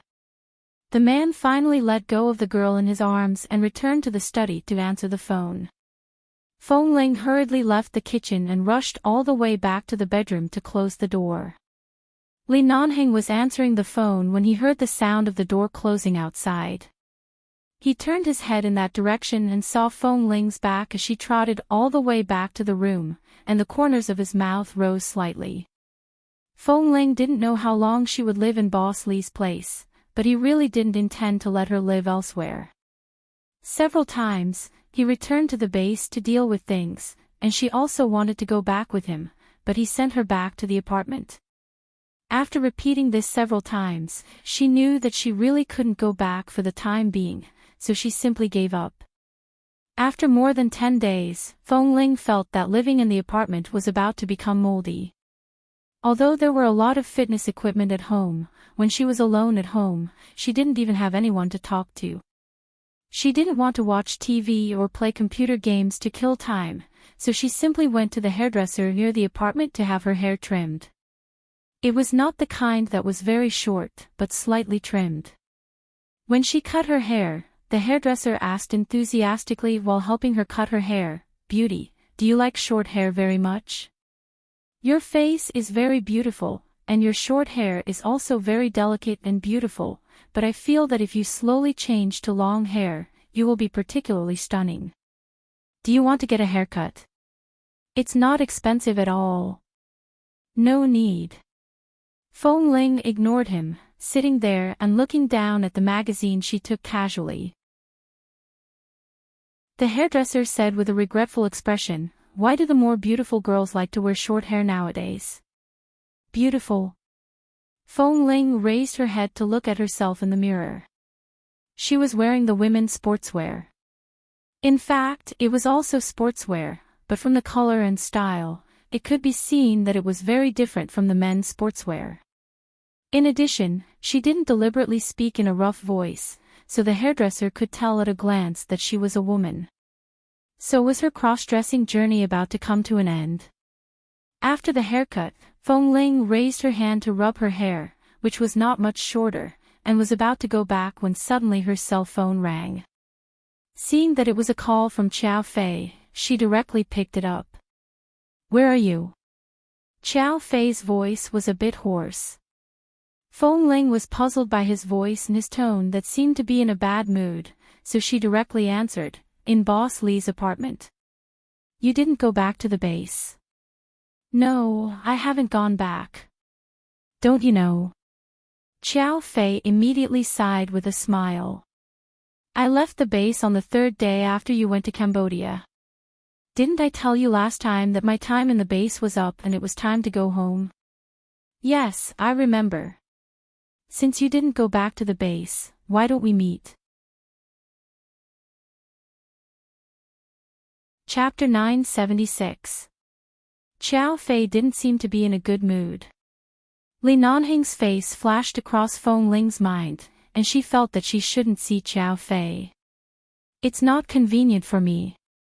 I'd better not see you. You have your own life outside. I wish you all the best, I'm nearby. I'll be there soon. Wait for me." Qiao Fei hung up the phone. Feng Ling stood still, looking up at the cars outside the apartment, a little confused. Drill Master Qiao seemed to like her a little, but he didn't force her to do anything. As long as she didn't want to do something, he would be a gentleman and avoid her. Just now, it was clear that she didn't want to see him, but why did he suddenly become so domineering? It seemed that he had to see him. Feng Ling walked to the flower bed near the parking lot. As the weather had turned cold, the flowers in the flower bed had turned yellow. She sat by the side and reached out to pluck the yellow leaves one by one to pass the time. A car approached, and then a car honked beside her. She looked up and saw a white Bentley parked in front of her. When she was puzzled, the car window rolled down and Qiao Fei's face appeared. "Why are you in a daze? Get in the car." Seeing her clothes, the man in the car was surprised for a moment. Feng Ling looked at him. She hadn't seen him for a long time and felt that Qiao Fei's eyes seemed a little red. She got up and walked to the car door. "Drill Master Qiao, you, Drill Master?" "I've already left the base. There is no Drill Master here, only Qiao Fei." Xiao Fei casually put one hand on the steering wheel and looked at her with a smile. At this time, Feng Ling approached the car door and was a little close to him, so she smelled alcohol on his body. She immediately looked at his hand on the steering wheel. Did you drink? A little, not much. Xiao Fei raised his eyebrows and looked at her calmly. Get in the car. I'll take you out for a ride. I heard that there are a lot of things going on in the base recently. It's impossible for Li Nanheng to accompany you here all day. It must be very boring for you to stay here all day. You drank. Don't drive. Where do you live? I'll send you back. Feng Ling didn't intend to sit on the co-pilot's side but stood by the car door on his side. Xiao Fei raised his eyebrows and looked at her. If I ask you to get in the car, then get in. Why are you talking so much? I didn't drink much. I promise I'll be safe. Nothing will happen. No, you drank. Feng Ling, Xiao Fei called her name. Listen to me and get in the car. Go sit in the front passenger seat. I'll drive you back. Feng Ling was very persistent. There was no other emotion in her eyes. She just didn't want the people she knew to have an accident because of drunk driving. Seeing her insistence, Xiao Fei's eyes paused on her for a moment, and then the corners of his mouth curved up. Okay. With that, he pushed open the car door and got out of the car. When he walked past her, he looked at her delicate and feminine short hair, then at her sportswear and white sneakers. He walked around the car and sat down beside the passenger seat. Feng Ling sat in the driver's seat, fastened her seatbelt, and asked after he got in the car, "Where do you live?" "Turn on the GPS. I'm not familiar with the environment of downtown Los Angeles. Without the GPS, even if you tell me the address, I may not be able to find it." "Li Nanheng knew you were a woman long ago." Xiao Fei didn't answer but asked. Feng Ling moved her hand away from the buckle of the seatbelt and turned to look at him.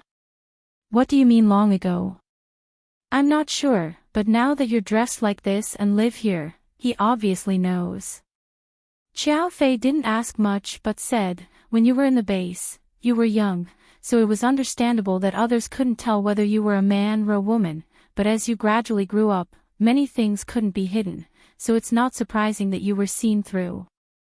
But according to Li Nanheng's attitude toward you, I suspect that he had long known it but didn't point it out."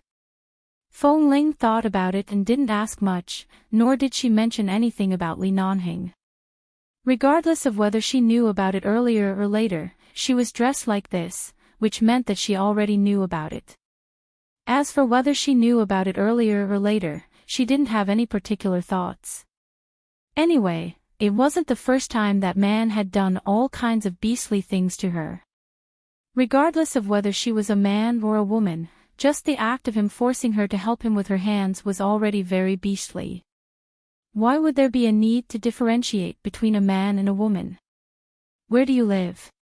Feng Ling changed the topic and pointed to the screen of the car navigation with her eyes. Xiao Fei raised his hand, clicked on the navigation a few times, and randomly set a target location. "Let's go here." Feng Ling glanced at it and saw that the destination was a hotel. She didn't think much and drove out of the condominium. On the way, although Xiao Fei's body reeked of alcohol, it wasn't too strong or unpleasant.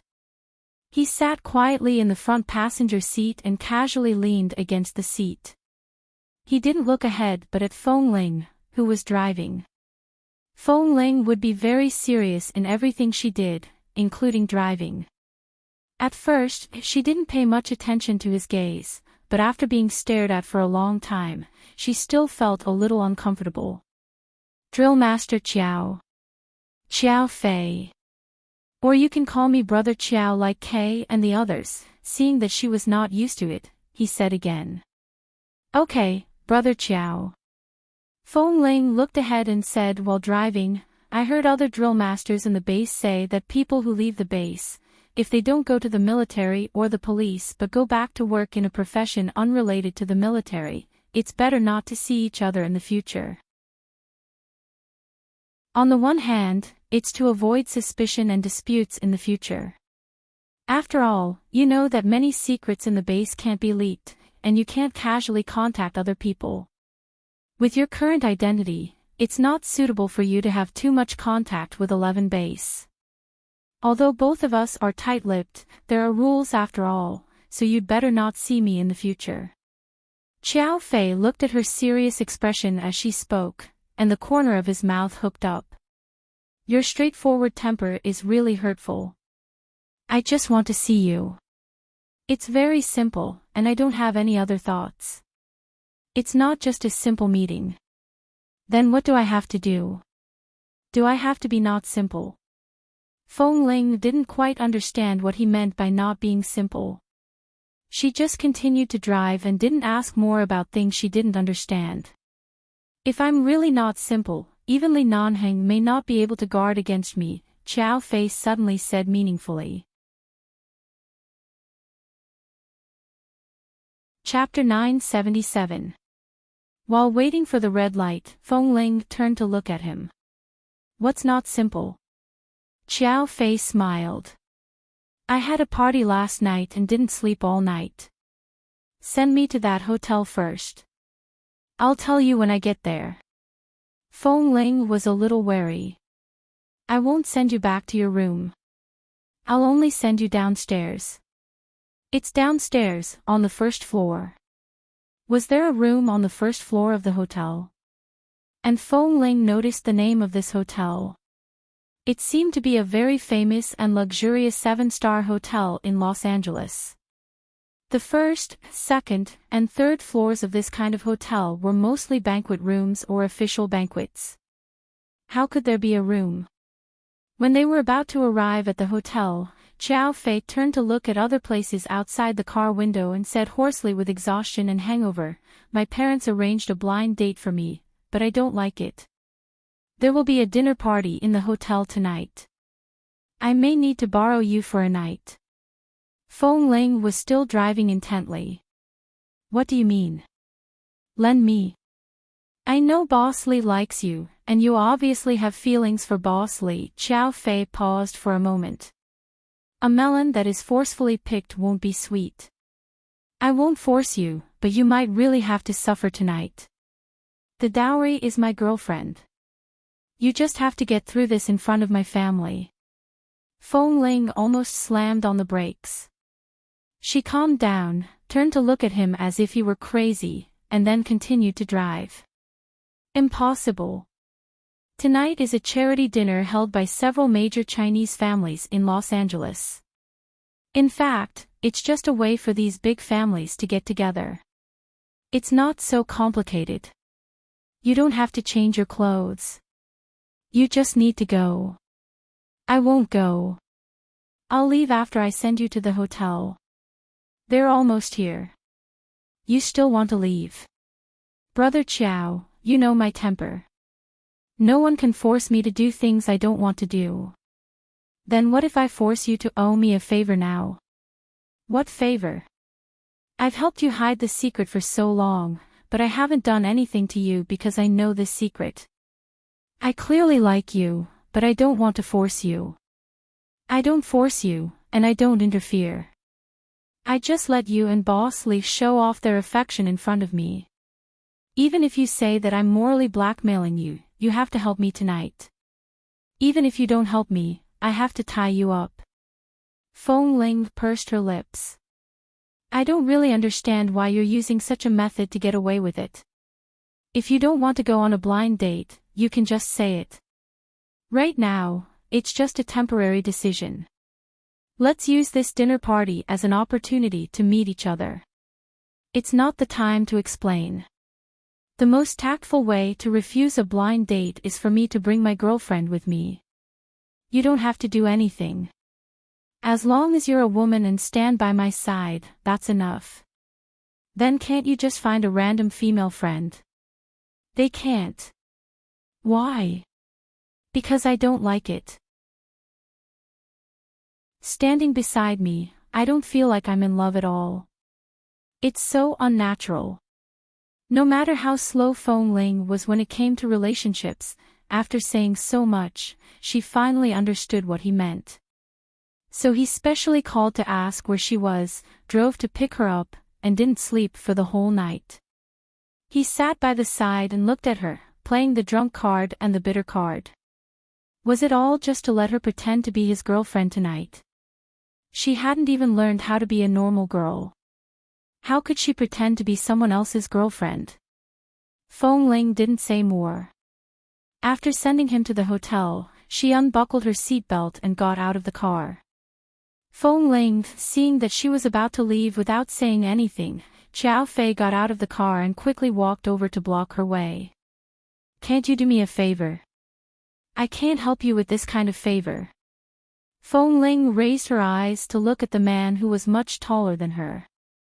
I don't know how to play this kind of role. This kind of thing is too embarrassing. I don't know how to do it, and I can't do it. You don't have to say anything. Just stand by my side tonight. I can't. Xiao Fei watched her for a while and did not speak.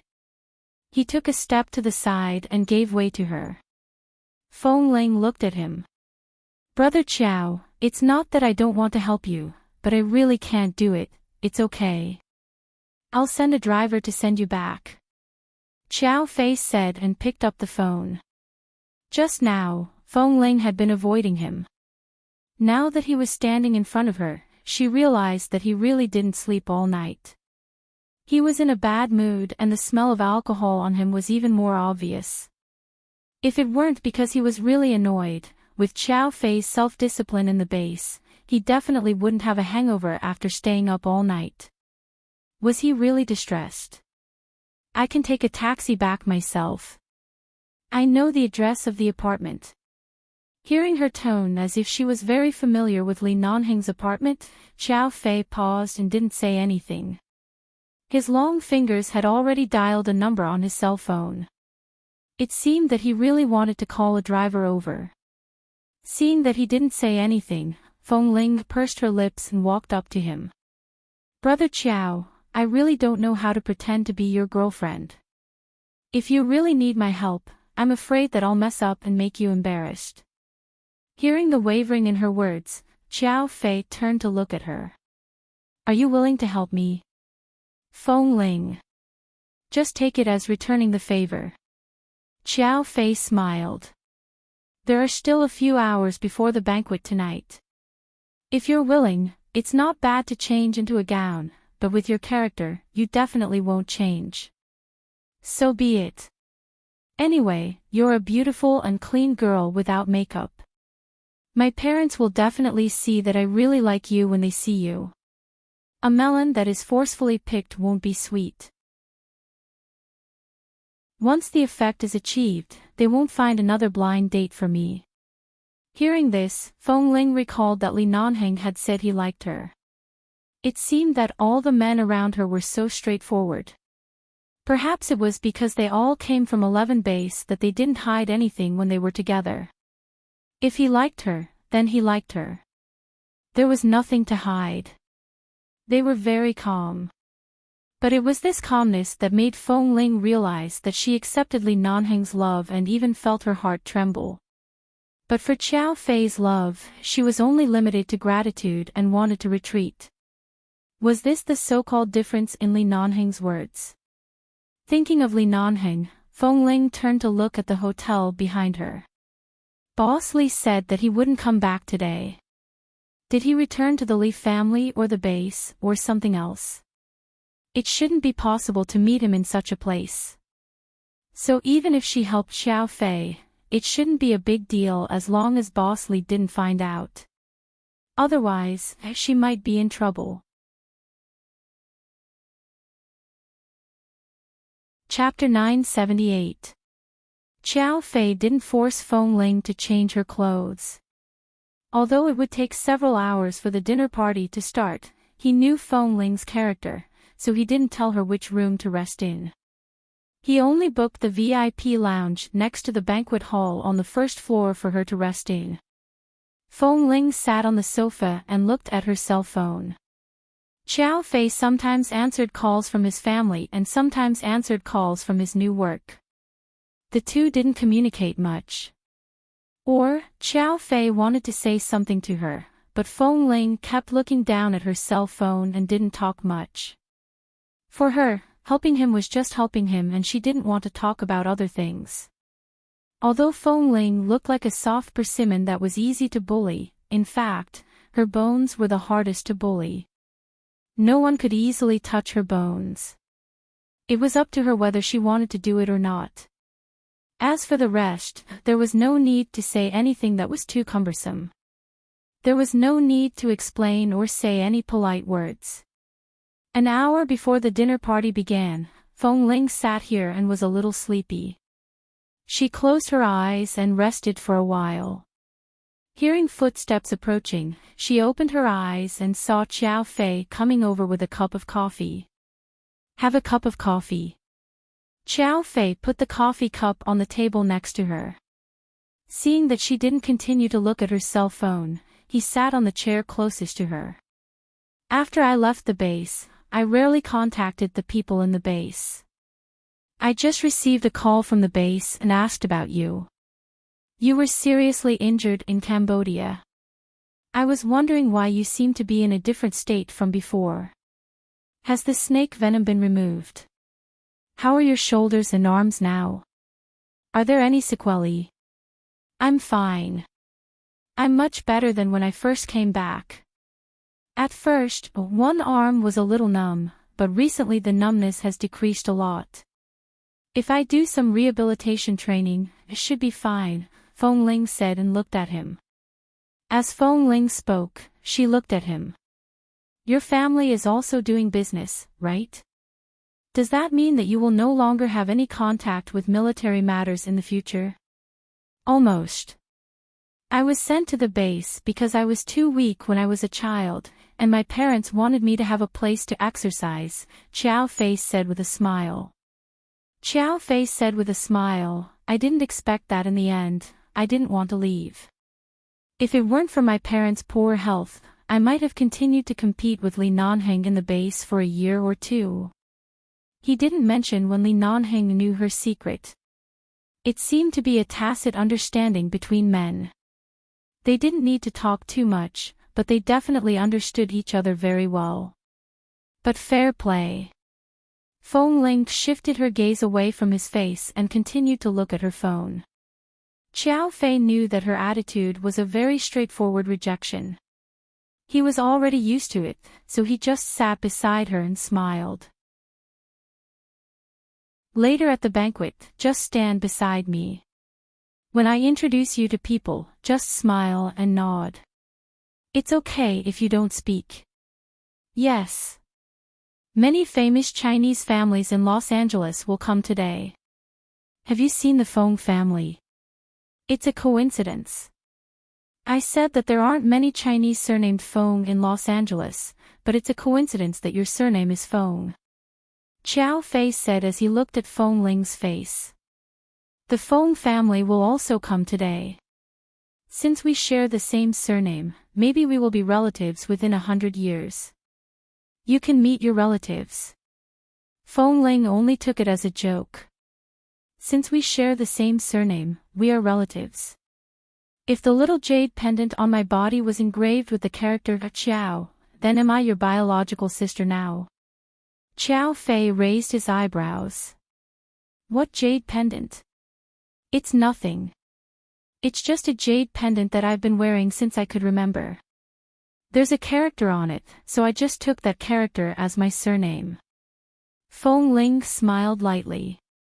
"Or maybe it's not my surname at all. Maybe I'm the reincarnation of a jinx, or maybe my parents thought there was something wrong with me and hired a master to seal me with a jade pendant. One character has too many meanings. It's not necessarily a surname, so I don't think too much about people with the same surname as me. Besides, how can it be so coincidental to find relatives? If a daughter of a big family like the Feng family is lost, people outside won't know. I really don't know. In fact, the bigger the family, the more they will hide some of the family's scandals and secrets. I only know that the Feng family has an eldest daughter named Feng Mingzhu, and my understanding of this family is limited. I only know that they are almost as famous as the Li family and the Mo family in the Chinese community in Los Angeles. Before Qiao Fei finished speaking, someone knocked on the door. He got up and went out. A moment later, he came back and said, "The banquet has entered the preparation stage and is about to start. My parents' car is outside. Now come out with me." Feng Ling stood up and looked down at her clothes. "Is this okay?" "No problem," Qiao Fei said and reached out to grab her arm. "In a while, no matter if I hold you or hold your hand, you have to behave normally. Don't push me away. Otherwise, you will lose face." "Feng Ling, I'll try my best." "Don't try your best, baby. You are my girlfriend now." Qiao Fei gave her a knowing look. The corner of Feng Ling's mouth twitched and she secretly glared at him. However, Qiao Fei instantly smiled. He took her hand and pulled her to his side. Then he led her out of the lounge. The Qiao family's chauffeur drove 2 business cars over and stopped outside the hotel. Qiao Fei's parents got out of the car, but before they could enter, they were suddenly attracted by the 2 figures that appeared in front of them. They looked carefully and saw Qiao Fei, and then they saw the short-haired girl who was holding his hand and standing intimately with him. This. Mother Qiao was stunned. "Ah, Fei, this is my girlfriend," Qiao Fei answered directly. At the same time, he smiled, revealing a mouthful of white teeth. He did not look as strict and reserved as he was in the base. Instead, he was strangely much more carefree, elegant and cute. Mother Qiao immediately looked at Feng Ling in surprise. When she heard Qiao Fei said that he had a girlfriend, she didn't believe it. How could her son have a girlfriend in a place like 11 Base where all the men were single and tough? Even if he had a girlfriend, it would be some delicate girl or some innocent little girl that he had saved outside. However, he didn't expect that this so-called girlfriend would appear in front of them for the first time. She was wearing clean sportswear, and her face was bare of makeup. Her hair was also short. But even so, she looked like a very fair and beautiful girl. Her hairstyle could not hide the gentle and delicate temperament of a young girl in her bones. Chapter 979. She was fair and pretty, but her personality seemed to be very quiet. She didn't look like a spoiled or annoying girl at first glance. Although Mother Qiao was dissatisfied with her son bringing his girlfriend here, she didn't say anything to her but turned her eyes to Qiao Fei again. "Is she really your girlfriend?" "Absolutely." Qiao Fei put his arm around Feng Ling's shoulder. Feng Ling didn't move but put on a faint smile. In her heart, she murmured, "This is a brother, a brother, a brother." In the past, it was normal for her to put her arm around her brother's shoulder. Qiao Fei had also put his arm around her like this before, but they were just brothers. Father Qiao didn't look good.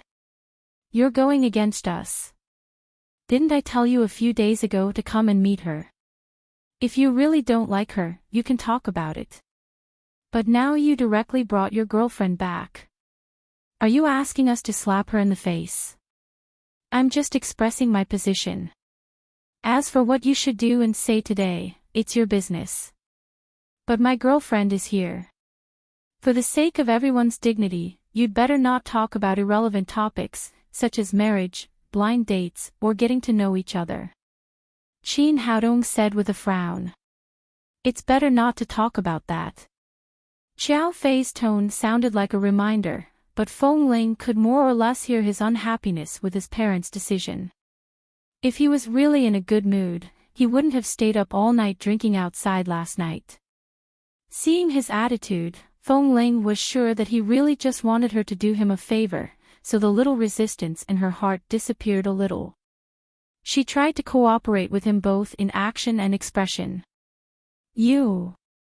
Father Chiao was about to reprimand her with a cold face. At this time, Mother Chiao gently tugged at her husband's leader and said in a low voice, "Forget it. This girl looks very honest.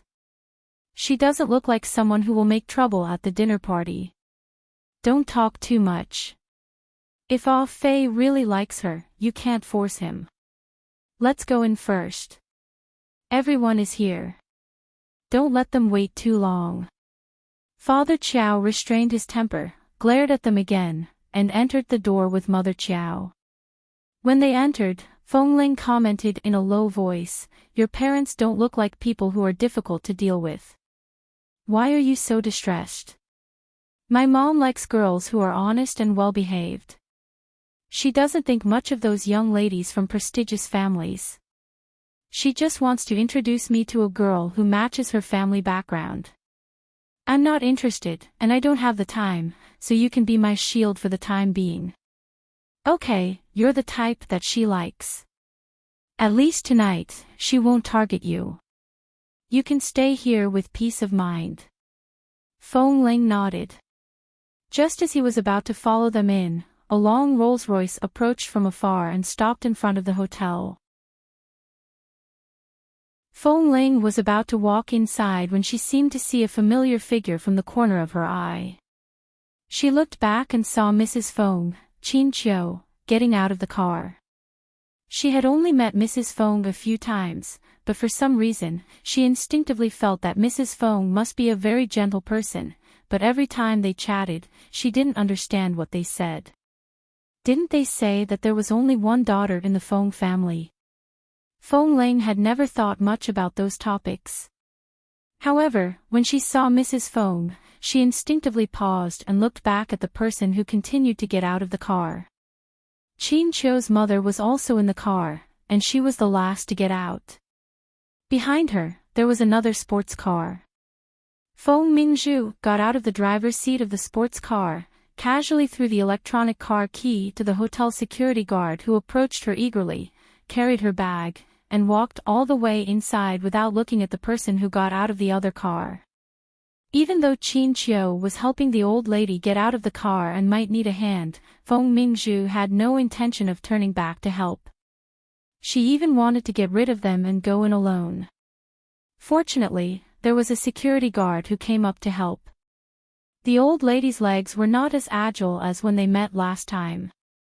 After getting out of the car, she took a few breaths, said something to Mrs. Feng, and then walked up the stairs. "What are you looking at?"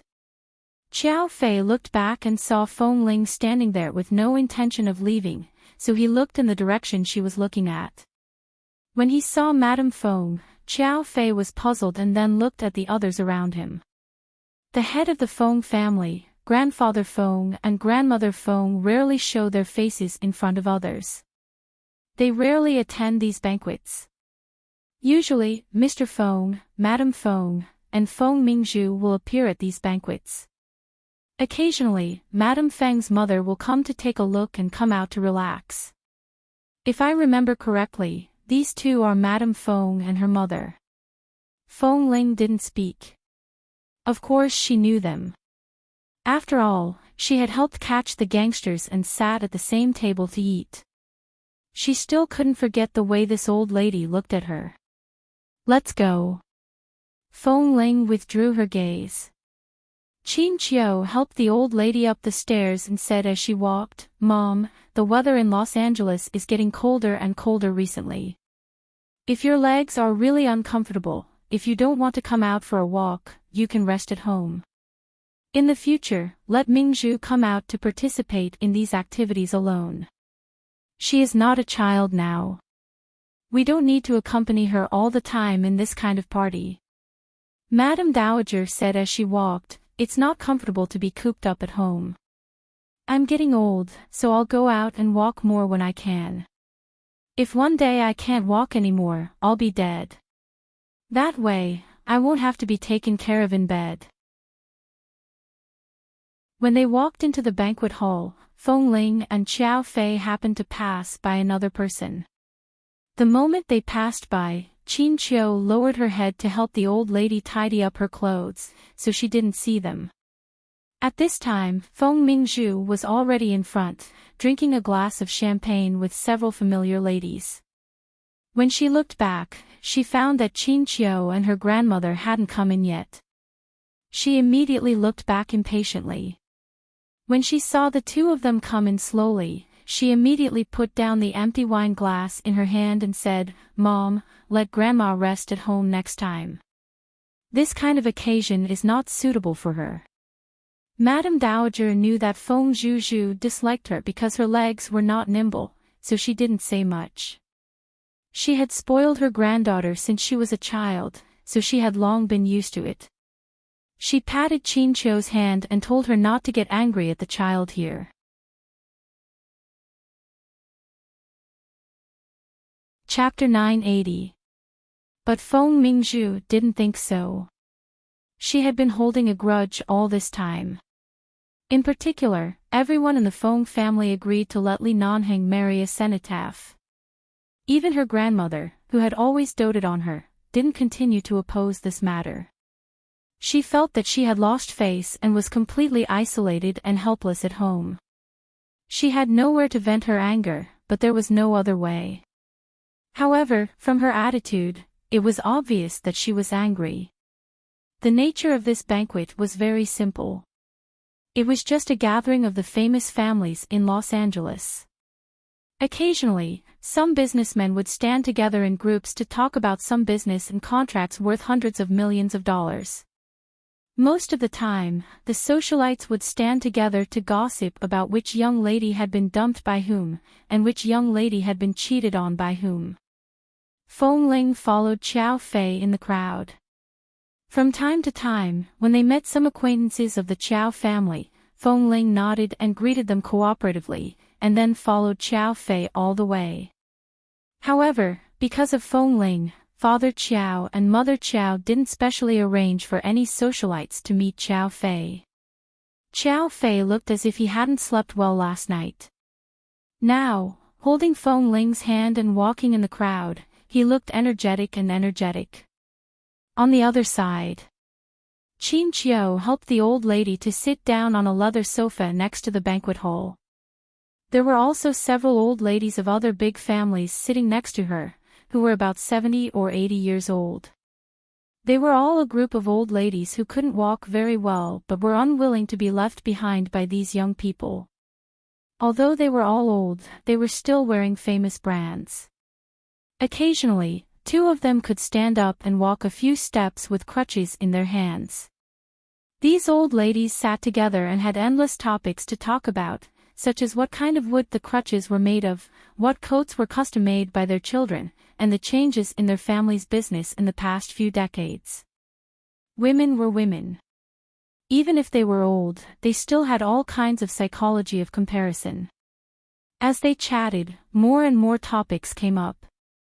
Qin Qiu's mother was not in a good state, but she chatted with these old guys. When Qin Qiu came over, she happened to see that the old lady got up and sat down on the sofa on the other side, leaving the old lady's bag on this sofa. The old madam was afraid that the round jade would be lost, so a few days ago, she specially asked a craftsman to custom-make a very sturdy jade necklace to string the round jade together and hung it on the zipper of her purse. Looking at the round jade, she recalled that old mistress often sighed at this thing. If she remembered correctly, her grandmother once said that this round jade should be attached to the jade pendant that her fated younger sister wore. Looking at the jade, Feng Mingzhu's eyes grew colder and colder. A person who had been dead for so many years, what right did he have to occupy the hearts of everyone in the family? He had only existed in this world for a year, and he was still an ignorant one-year-old child. Did he have to be remembered by everyone for the rest of his life? She suddenly reached out and directly pulled the round jade and the jade essence chain off. She turned around and saw that her grandmother and the other old ladies were chatting excitedly and did not notice her. She clenched the round jade tightly in her hand, threw it into her bag, and turned around to leave. "I'm going to the bathroom. You guys talk first." When passing by the group of socialites, Feng Mingzhu said lightly and turned to go to the bathroom. In the bathroom, Feng Ling had just walked into the small door inside when she seemed to hear the sound of high heels approaching from outside. She didn't pay much attention to it. She just felt that the person outside didn't seem to have any intention of going to the bathroom after walking in, nor did she hear the rustling sound when she washed her hands and touched up her makeup. Based on her usual habit of being careful, Feng Ling gave up the intention of going to the bathroom. She stood by the toilet for a while, then gently pushed the door open a crack and looked outside. She saw that Feng Mingzhu took out a round jade strung with jade essence from her bag and held it in her hand. She stood there and looked at the thing in her hand, clenching her fingers tightly as if she was considering something and hesitating. After 2 or 3 minutes, Feng Mingzhu suddenly threw the thing in her hand into the trash can by the side, washed her hands, and turned to leave. Such a scene was nothing in Feng Ling's eyes, but no matter how rich the Feng family was, the round jade and the jade essence that looked expensive would be thrown away just like that. And she seemed to be very hesitant before throwing them away. There was obviously something wrong. Although Feng Ling didn't care much about the Feng family and Feng Mingzhu, she felt that something was wrong. She didn't know where her curiosity came from, but she instinctively walked to the trash can and saw that the thing fell on a clean plastic bag inside. She reached out and picked it up. The round jade felt hard and cold in her hand, which was very similar to the jade pendant she had been wearing when she was a child. She touched the outline of this round jade and saw that there seemed to be an exquisitely designed ring in the middle of the jade, but it seemed that a piece of jade could be inlaid in it. The size of the gap in the middle of this round jade.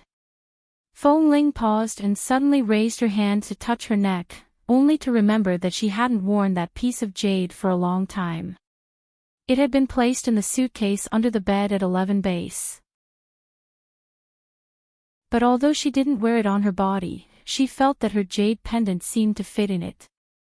The size seemed to be just right, but after all, there would be some errors in the size measured by her eyes, so she couldn't be sure if it was just right. If it was just right, what did it mean? Would the word Feng on the jade pendant have anything to do with the Feng family? Just as Feng Ling was wondering, suddenly, there was a series of women's screams and men's roars outside. Her eyes darkened.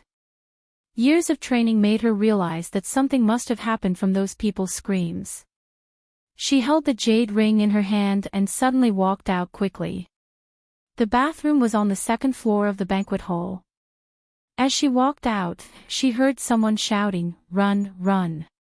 Some gangsters have sneaked in and kidnapped the miss of the Feng family. Those people all have guns in their hands. They are all a group of people. Run. Or you won't be able to run out later. Go to the back door." Hearing these words, Feng Ling was expressionless. Those people were all running to the back door of the balcony on the 2nd floor behind her, but she didn't hesitate to go in the opposite direction.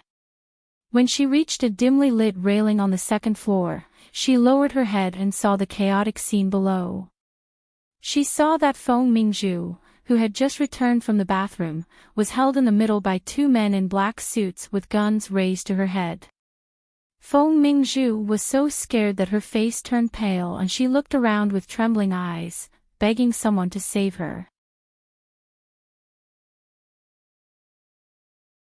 Chapter 981. Mrs. Feng and the old lady were scared out of their wits, and the others were retreating in fear. Although the 2 of them were scared, after all, it was Feng Mingzhu who was kidnapped. They could only keep saying to those people, don't hurt her. Our Feng family has never offended anyone from the underworld. We only have one daughter. Don't hurt her. However, those people acted as if they didn't hear him at all. They just held their guns and forced everyone around them to step back. They said loudly in English that was not very proficient, "Mr. Bob, hurry up and hand over what I want. Today, I'll let your hotel and the grand banquet held by the United States Legal News to completely ruin your reputation." Many people on the first floor were so scared that they kept retreating. They had no idea what was going on. Feng Ling, who was standing on the second floor, noticed that the man who had just spoken raised his head slightly as though he was looking for someone.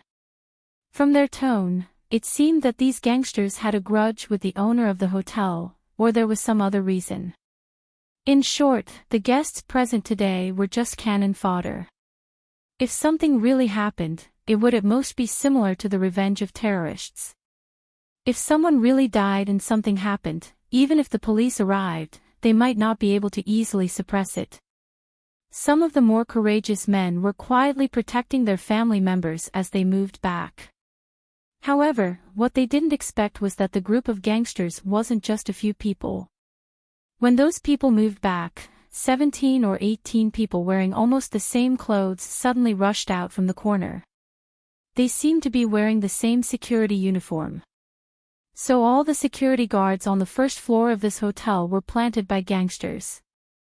This is a planned act of revenge and terrorism. Feng Ling placed her hand gently on the railing and stood in the dark corner where no one could easily detect her. She looked down indifferently. Suddenly, her phone vibrated in her pocket. She took it out and saw that it was a message from Qiao Fei. They had guns. She had been separated from Qiao Fei when she went to the restroom just now. The fact that he would ask this meant that he really understood her temper very well. The current situation was that even though both of them were expert snipers in 11 base, they didn't have guns in their hands, while those people had guns and knives in their hands and came prepared. It wasn't easy to save people or to escape from here. Qiao Fei was traveling with his family, and there were many people here who were familiar with the Qiao family. It was impossible for him to go alone. However, when Feng Ling looked down from above, she did not see Qiao Fei's figure. She guessed that he was probably observing the current situation from a corner like her. "Don't move."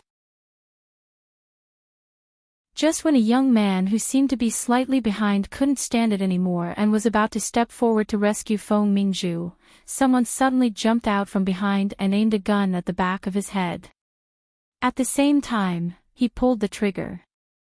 Then, suddenly, someone fired a shot upwards, and screams rang out again. Everyone present was so scared that they didn't even dare to move back. They could only shrink into the crowd and tremble. Originally, he was still wondering why the hotel's security guards suddenly disappeared, but he didn't expect the security guards to be such dangerous people. This hotel was also a very famous star-rated hotel in Los Angeles. For such a thing to happen, it could be seen that the owner of this hotel must have had a lot of dealings with various Taoists. He must have caused some trouble or found out some secret, which was why he was in such a big trouble now.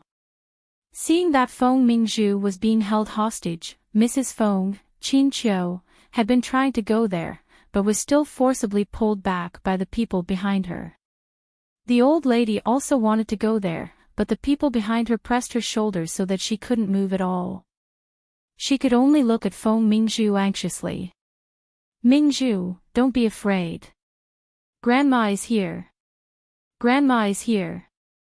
Although Feng Mingzhu didn't cry, her eyes were already obviously red, and the fear in her eyes was overflowing. She wanted to take a look at the people who held her hostage in a panic, but the people behind her pulled her hair hard and forced her to look forward. "Don't move." Feng Mingzhu's face instantly turned pale because of the pain on her scalp. Feeling the ruthlessness of these people, her eyes were even more frightened. "Help me." She looked in the direction of the crowd in panic, looking at those men who at least looked tall, begging someone to have the ability to rescue her from these terrible people, and kept mouthing, "Help me, help me, she is asking for help." Suddenly, a security guard in black suddenly came out from the side, blocking Feng Mingzhu's sight. At the same time, the man who was holding Feng Mingzhu behind her suddenly hit her head with the butt of the gun in his hand. "If you don't behave, I'll shoot you now." "Ah!" Feng Mingzhu instantly stiffened in pain, and the place where she was hit by the gun immediately bled, and a few traces of blood slowly flowed along her hair to her forehead. Seeing the blood on Feng Mingzhu's head, the old lady who was standing not far away and being held down by someone was so scared that her legs softened and she fell to the ground. "Mom!"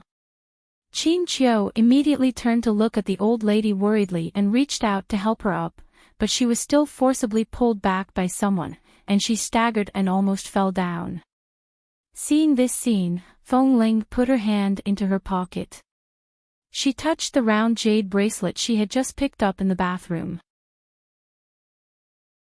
Whether she had anything to do with the Feng family in Los Angeles or not, whether it was just a coincidence or her guess, at least she had met the old lady and Mrs. Feng once, and at least she could be sure that they were very friendly to her.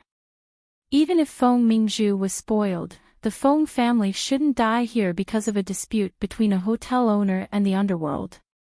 She stood in place and slowly retreated to the darkest and darkest place in a corner, where no one could see any of her movements. Recently, Feng Ling had been living in Li Nanheng's apartment. Her safety index was too high, so she didn't carry a gun with her. However, since she was a child, she habitually carried a dagger with her. Before going out, she habitually placed the dagger in the weapon bag on her waist.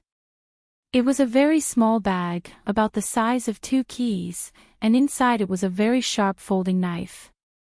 The moment she held the knife in her hand, Feng Ling stared at the man standing behind Feng Mingzhu. That man should be the leader of these people, either their boss or one of the masterminds of this revenge operation.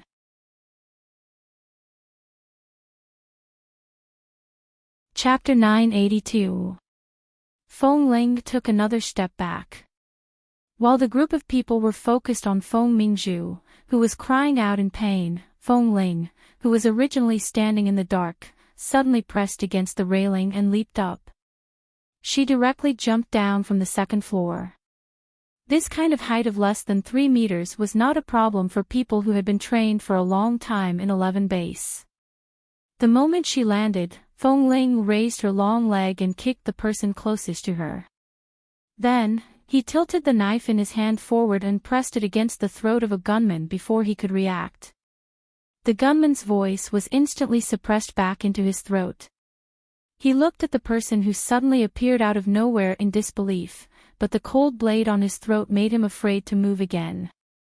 Feng Ling had no intention of killing him. Under the other party's incredulous gaze, she suddenly raised her other hand and gave the other party's neck a hard slap. The moment the other party was knocked unconscious, she retracted the knife and swiftly snatched the gun from the other party's hand. She turned it around in her hand and determined the weight of the gun, the number of bullets in it, and the model of the gun in 2 or 3 seconds. The person who had just approached saw the situation and was about to raise his gun at her. Unexpectedly, Feng Ling, who was dressed like a sporty girl, suddenly threw the folding knife in her hand. It spun in the air and slashed across the man's neck. As the man cried out, a string of blood spurted from his throat and he fell to the ground. When Feng Ling jumped down, there were very few people in this position. Right now, she had only killed 2 people. The people in front had been retreating in fear and had not noticed the situation here. She took back the dagger that was already stained with blood. She looked at the man who was twitching and bleeding on the ground because his throat had been slit. She stepped forward and took the gun from him. She casually put it into her pocket in case she needed it. "Please let go of my Mingzhu." The old lady sat on the ground, feeling a little dizzy. She was still begging. When the person behind her was about to pull her up, she turned around and hugged the leg of the security guard, begging, "If you want to hit someone, hit me. Don't hurt my granddaughter. I can't lose another one. Get lost, you old fart." That person kicked the old woman to the ground. "Mom!" Qin Qiu exclaimed. Grandma. Feng Mingzhu was in so much pain that her tears had already fallen. She turned to look at the old lady on the ground, and her eyes were filled with grievance. Grandma, seeing this scene from outside the crowd, Feng Ling raised her eyes. Big brother, some of these people are dishonest. They should have already called the police, someone suddenly said in a low voice. What's there to be afraid of? If the Los Angeles police dared to interfere, we would still be able to appear here. Just as the person standing behind Feng Mingzhu was about to speak, before he could blink, he suddenly heard a gust of wind by his ear. One of the men behind him was suddenly kicked away, and the stick in his hand was snatched away. Just as the man reacted nimbly and dodged to the side, thinking that he would be able to avoid the stick attack, he didn't expect to suddenly hear a bang. He was shot in the shoulder. Before Feng Mingzhu realized what was going on, the hand that imprisoned her instantly loosened, and at the same time, she smelled a disgusting smell of blood. She staggered and fell to the ground. She looked back, only to see that the person who had just abducted her was holding his shoulder with a painful expression, and then he turned back and said angrily, "Bastard. Where did this bastard come from? Kill her for me." Only then did Feng Mingzhu turn her eyes, only to see a figure in women's sportswear passing through the crowd. Before she could see clearly who it was, her hair was pulled up again by the two men next to her. Her scalp was in pain, and she bit her lips hard and did not dare to make a sound, but her eyes were fixed on the figure in the crowd, not knowing what had happened. Feng Ling's speed was very fast. She accurately found the security guards in the crowd, and with every step she took, she accurately slashed the knife in her hand 3 inches behind those people's waists. In just an instant, those people were paralyzed by the strong recoil on their backs for a long time. When they came to their senses, their backs were already covered in blood, and the clothes on their backs were all wet. The people around who had a look of horror were all dumbfounded. They did not expect that such a powerful person would suddenly appear, and from the looks of it, it was a young girl. They could not see her face clearly, but they could see her figure moving through the crowd. She was as swift and decisive as a leopard, and her movements were extremely beautiful. When someone behind her was about to catch up to her, Feng Ling casually pulled up the zipper of her sportswear, turned to the side, and gave another handsome kick. Not only did she not give these people the slightest chance to retaliate, but she also did not seem the least bit tired. No one knew that this short-haired girl dressed in light-colored sportswear was a member of the sniper team that walked out of 11 base, and no one knew of her past. However, the girl's figure and speed were shocking. A person who could safely move through dangerous minefields in the face of terrorists as if it was flat ground, in front of this group of half-baked gangsters, dealing with them was just a piece of cake. But right now, the most important thing was to divert their attention, lest they really hurt the innocent guests here. The old lady, who was sitting on the ground, saw that the situation was somewhat chaotic. Qin Qiu also took the opportunity to help the old lady up. The two of them wanted to go to the front to pull Feng Mingzhu over, but the moment they approached, they were glared at by those people. Only then did they realize that although they had diverted many people's attention, Feng Mingzhu was still in their hands. If the two of them dared to go forward, the 2 guns stuck to Feng Mingzhu's head were likely to really pierce through her head. What should we do? The old lady cried anxiously. At the same time, a figure suddenly leaped out from behind Feng Mingzhu, pulled the heads of the 2 people behind her toward the center, and slammed into them harshly. When the 2 people were slightly dazed from the impact, the figure snatched the guns and shot through their wrists. At the same time, she stretched out her long arm and pushed Feng Mingzhu, who was standing stiffly in place, forward, out of the danger zone.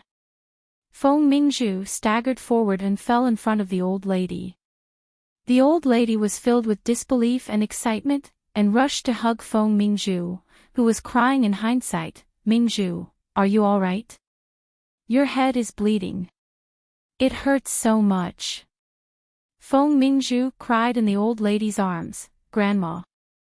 I thought you didn't love me anymore, how could that be? You and second brother are Grandma's most beloved children. It's good that you're all right. It's good that you're all right.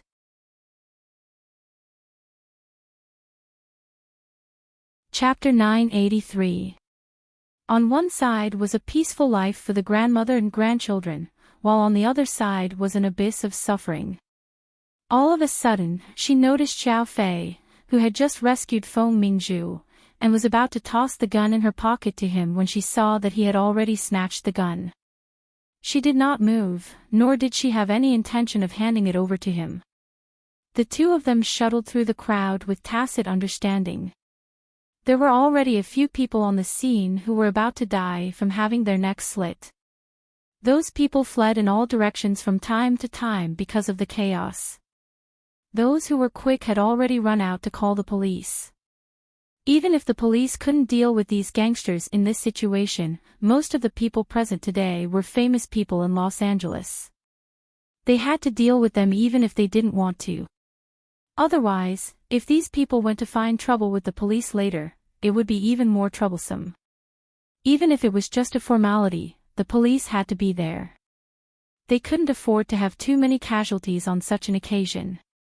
Otherwise, it would definitely be big news.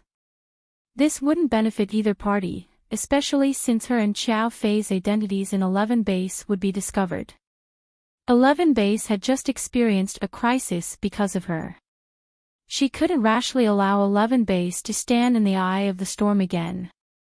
She leaped up onto the table where the wine tower was supposed to be placed. Using the height of the table, she continued to jump up to the second floor. While everyone was still wondering who the girl was, the police had already rushed in. Xiao Fei's reaction was the fastest.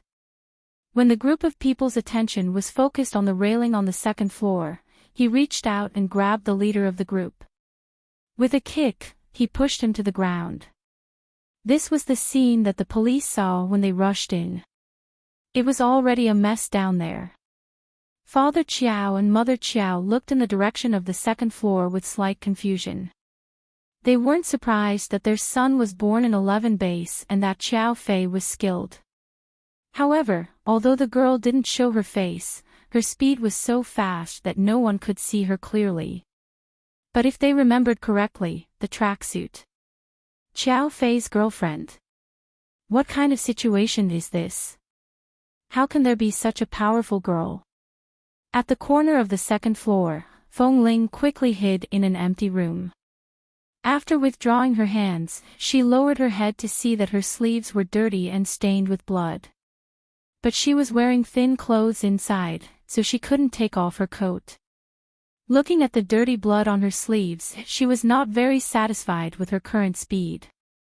Sure enough, he felt a slight numbness in his arm when he made his move. His movements were also delayed for a second.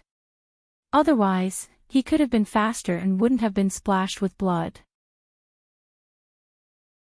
Seeing that the guests on the first floor would be fine for the time being because of the intervention of the police, Feng Ling, who had always been too lazy to care about these things, leaned against the door of the small room. After watching silently for a while, she rolled up the blood on her sleeves, hid the blood, turned to the balcony on the second floor, and left through the back door. Before she left, she sent a message to Xiao Fei and left first. In such a situation, Xiao Fei definitely wouldn't allow her to show herself. After all, the incident in the military base had attracted a lot of attention.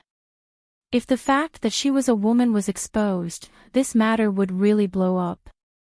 She did not want to reveal herself. Naturally, Xiao Fei would not allow her to step forward rashly. It was best for her to leave like this. After taking a taxi, Feng Ling sat in the car, glanced at the time, and put her cell phone into her pocket. Her fingers once again touched the cold round jade bracelet. She took it out and held it in her hand for a long while. After returning to the apartment, she stopped the car and heard the sound of a text message. She picked it up and saw Xiao Fei's reply, "Go back in peace." As long as I'm here, they won't be able to stir up any trouble. Thank you for today. After reading it, Feng Ling put her cell phone back into her pocket and went straight to the door of the apartment. As soon as she entered, she was suddenly shocked by the sound of a car speeding past behind her. She instinctively looked back, only to see that Li Nanheng's car was only half a meter away from her. The wind brought by the car lifted the hem of her sweatshirt. Then, the tall black Hummer quickly stopped in the parking lot of the park not far from her. The man got out of the car, slammed the door, and walked up to her expressionlessly. Seeing the man's expression, Feng Ling had a hunch that he seemed to know something. He should be in the base. Why did he suddenly come back to the apartment? Boss. Facing the approaching man, Feng Ling subconsciously stood upright in front of him. Li Nanheng's expression didn't change. He coldly looked at her from head to toe. Where did you go? I was bored staying alone, so I went out for a walk. Just for a walk. Looking at her calm and composed eyes, Li Nanheng's cold brows moved. It's boring to stay at home alone. My schedule in the base has been very tight for so many years. I'm not used to the sudden slowing down of life, but I'll try my best to adapt. Boss, if you have something to do, you don't have to come back to accompany me. I do have something to do. I'm expected to come back tomorrow at the earliest. The man lowered his eyes to look at her indifferently. His eyes shifted to the spot of blood on the fair skin below her ear. He reached out and touched it. Sure enough, it was a drop of dried blood. He rubbed it away. The man calmly took his hand back. I went out for a walk. It was very peaceful. Nothing happened. Li Nanheng coldly smiled. Little girl, have you learned to lie? Feng Ling, seeing that she couldn't hide it anymore, she thought for a while and said, I'm sorry, Boss Li. I just went out to help a friend. I saw someone being kidnapped, so I helped. But I don't think anyone will recognize that I'm from 11 Base. I'm not wearing 11 Base's uniform. I won't cause trouble for the base. When did I say you would cause trouble? She didn't know why this man came back angrily. It was as if he had eaten dynamite. Feng Ling didn't know what to say and just looked at him strangely. Li Nanheng coldly raised his eyebrows, picked up his phone, opened a communication app, and enlarged a photo in it. The Chinese community in Los Angeles had a gathering today. Young Master Chiao took his girlfriend to meet his parents. This kind of photo is common in the Chinese community and can be published in the newspaper within an hour. You told me you just went to help a friend.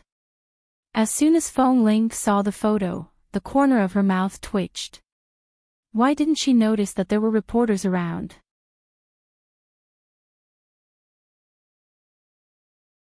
Chapter 984.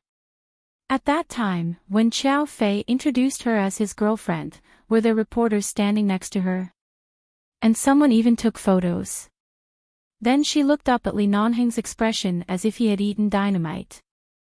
No wonder this man suddenly rushed back with a murderous look. Deputy Drill Master Chiao was very kind to me in the base. I was also surprised to see him today.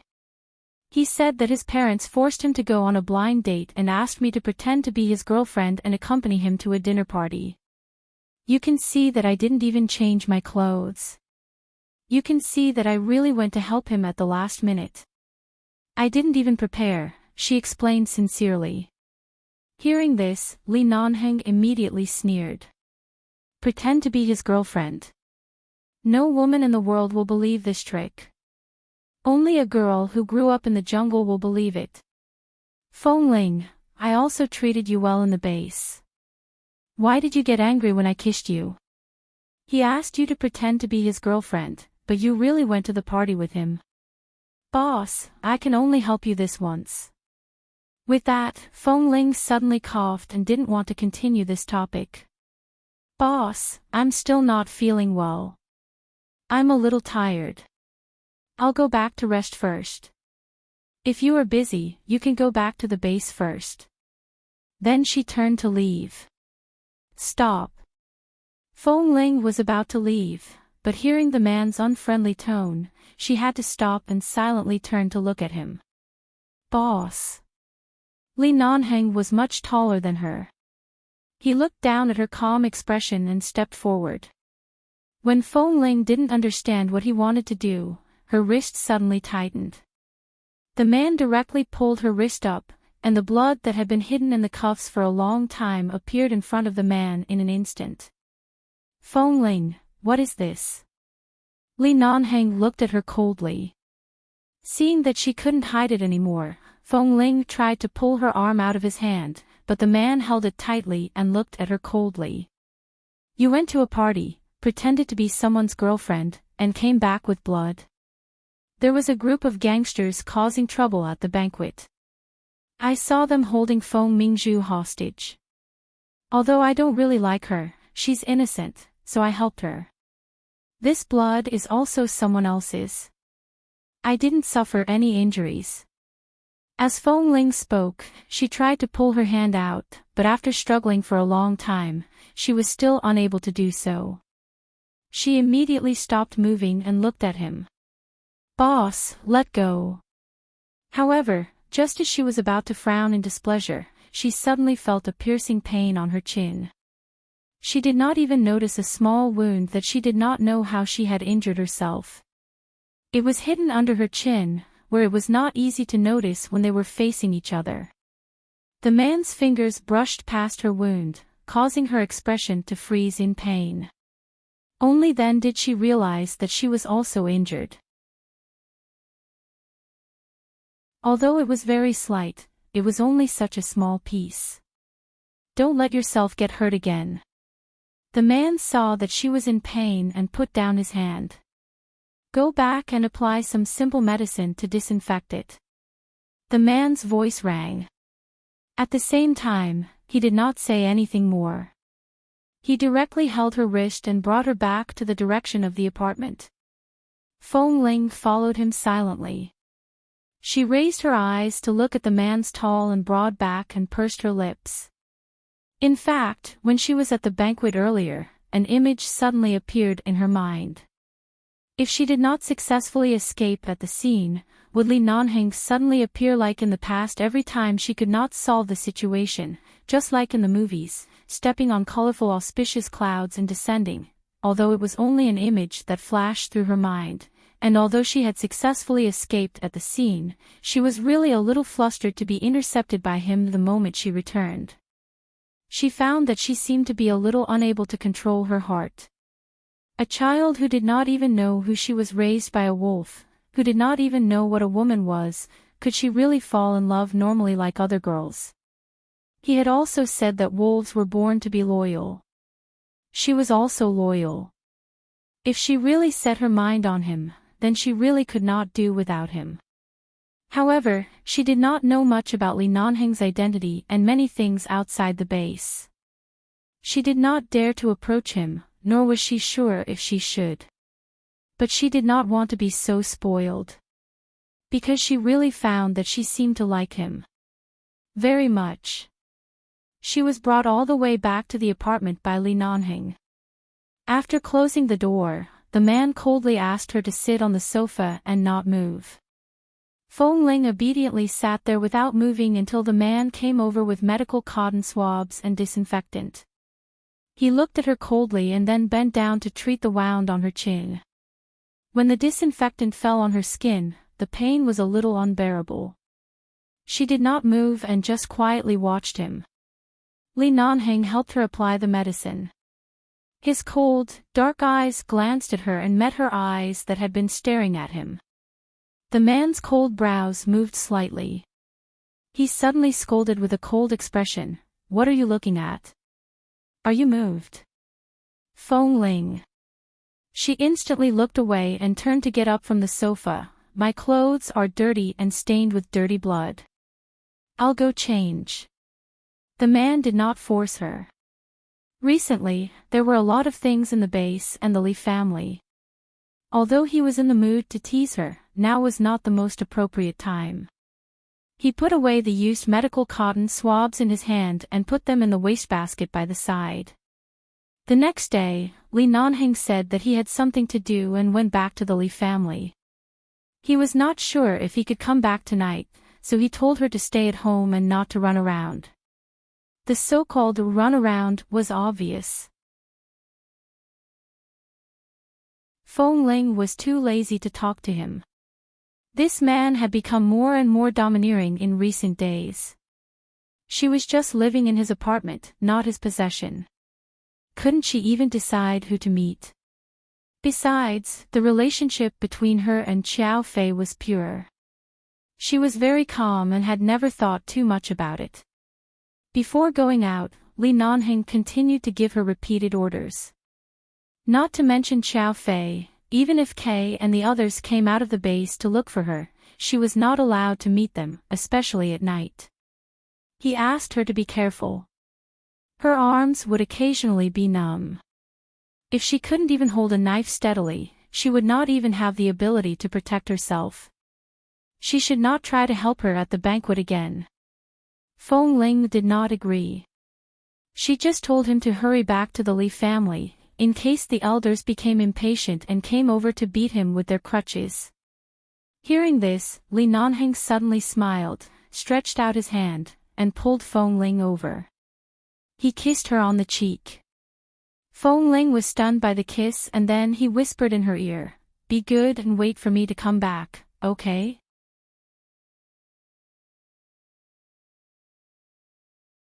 Chapter 985. After kissing her, the man let go of her shoulders and left. Feng Ling stood in front of the door in a daze for a long while, her face burning. She stared at the closed door and stood in front of the door for a long time before returning to her senses. They had only stayed here for a few days, but for some reason, she felt as though they were an old married couple. She was actually hoping that he would come back earlier, the Li family. The old men sat together in a circle. Nanheng hasn't returned yet. Soon. He'll be back today. The matter with the Feng family should be put on the agenda. Previously, when the military was in trouble, fortunately, the Feng family stepped in, so the military didn't dare to be too arrogant. I think the marriage between the two families should be held sooner or later.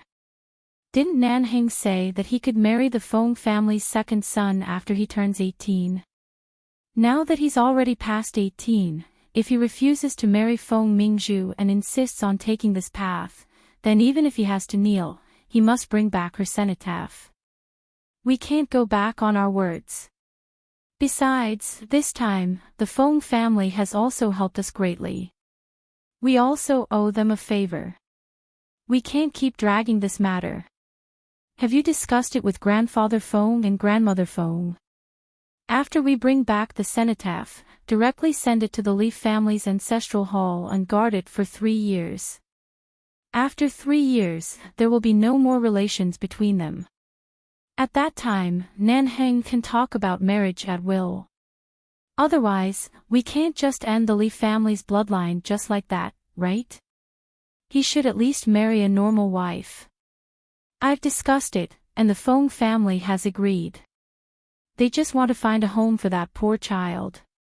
Since Nanheng suggested this, he must do it. If he wants to guard it for 3 years, then so be it. After 3 years, he can marry any wife he wants, but in these 3 years, he must be the Feng family's grandson-in-law in name. Also, the matter of the Minghun cannot be leaked. He must announce to the public that he is married. He can't tell anyone, nor can he explain the reason. For the sake of that poor child who has passed away for many years, and to preserve his dignity and purity, I don't think this request is too much. Indeed, and this time, the Feng family has also helped 11 Base greatly with the commander's death. Nanheng has no reason to refuse, and neither do we. Let's do it this way. Let's wait for Nanheng to come back. As the sky gradually darkened, Feng Ling cooked a bowl of noodles alone in the kitchen. In the past few days, her cooking skills had improved a lot. Previously, she had to cook it until it was almost soft before she was sure it was cooked. Later, she had to pick one out to taste it. Now, in fact, she had cooked it a few times when Li Nanheng was not around. She could already feel if it was cooked with chopsticks. She added some of the seasonings she bought from the convenience store. It tasted pretty good. Then, she took the bowl to the living room and sat down. She turned on the TV and ate. At about 7 o'clock, Feng Ling washed the dishes and took the initiative to pick up the mop to clean the room and the floor. Although there would be an auntie who would come to clean the room every few days, she would clean it out of habit when she lived here. Her phone suddenly rang on the sofa. She walked over to pick it up and saw that it was a call from Chow Fei. She hesitated for a moment before picking it up. "Brother Chow. Come out and have a seat." Chow Fei's voice was still low and hoarse. From the sound of it, there seemed to be the sound of a car. Feng Ling glanced at the time. "Didn't I say that after leaving 11 base, we shouldn't meet again? I've already helped you once. Brother Chow, I remember that you are a person who knows what to do." After a moment of silence, he said, "I'm downstairs in your apartment." Feng Ling was surprised. She turned to walk to the floor-to-ceiling window, opened it, and walked out. She looked down and saw that there were many cars in the parking lot. The distance between the 10 floors was not high or low, but she could clearly see the headlights of a Bentley flashing in the parking lot. After seeing that car, she said to the phone, "You should go back. You shouldn't see me for business or private reasons. Brother Chow, don't tell me you drank too much again." You guessed right. I just drank some wine. There are some in the car. Do you want to come down and drink with me? You know my alcohol tolerance is not good. Even if you want to find someone to accompany you, you shouldn't look for me. I only want to look for you. Feng Ling was speechless. I'm hanging up. Feng Ling, I drank too much and can't drive back. Can you send me back again? Feng Ling pursed her lips. Do you think I'll fall for it again? Chow Fei chuckled lightly. Have you become smarter? Li Nanheng said that he was very scheming. Now she realized that Chow Fei was indeed very scheming. He really had the cheek to use those vulgar methods to woo girls on her. Was he bullying her because she didn't know anything? If you can't drive, I'll call for a designated driver for you. I just want to look for you to drink. I don't want a designated driver. From his tone, it seemed that he was really a little drunk. Had the matter at the banquet not been resolved yet? Was he still trying to force her to marry him? Or was there something else?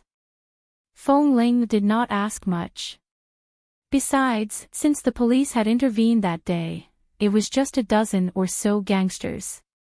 It was not a big problem, so there was no need for her to continue asking about the follow-up. Furthermore, with Chow Fei around, it must have been resolved. Thus, there was nothing for her to ask. I'm going to sleep. Brother Chow, drive back by yourself. Be careful. With that, she hung up the phone and turned it off. She turned back to the window and threw the phone onto the sofa. After an hour of exercise and shower, it was already past 9 o'clock at night when she was ready to sleep. Feng Ling returned to the bedroom and was about to draw the curtains. The window on this side happened to be facing the same direction as the balcony. She lowered her head and saw that the car on the parking lot had not left. However, the headlights of the car did not continue to flash. It was parked there quietly. Feng Ling silently glanced at it for a while and directly drew the curtains. After lying down, she was too lazy to pick up the phone on the sofa that had been turned off. She only stared at the chandelier above for a long time. After thinking for a while, she got up and opened the curtains to look down. The car was still parked there. She had only urged him to go back over the phone. She had already made it very clear, but he still refused to listen. Last time, they had clearly agreed that they would not see each other again and that they would only help once. The people of 11 Base had always said what they wanted and would never go back on their words. What was he doing? Fong Ling got up, put on her clothes, picked up her coat, and walked out. After going downstairs, she walked to the parking lot and directly walked to the side of the Bentley. There was no light in the vicinity. The street lights and park decorations in the apartment complex were a little far from here. It was pitch black. She walked up and knocked on the window of the driver's seat.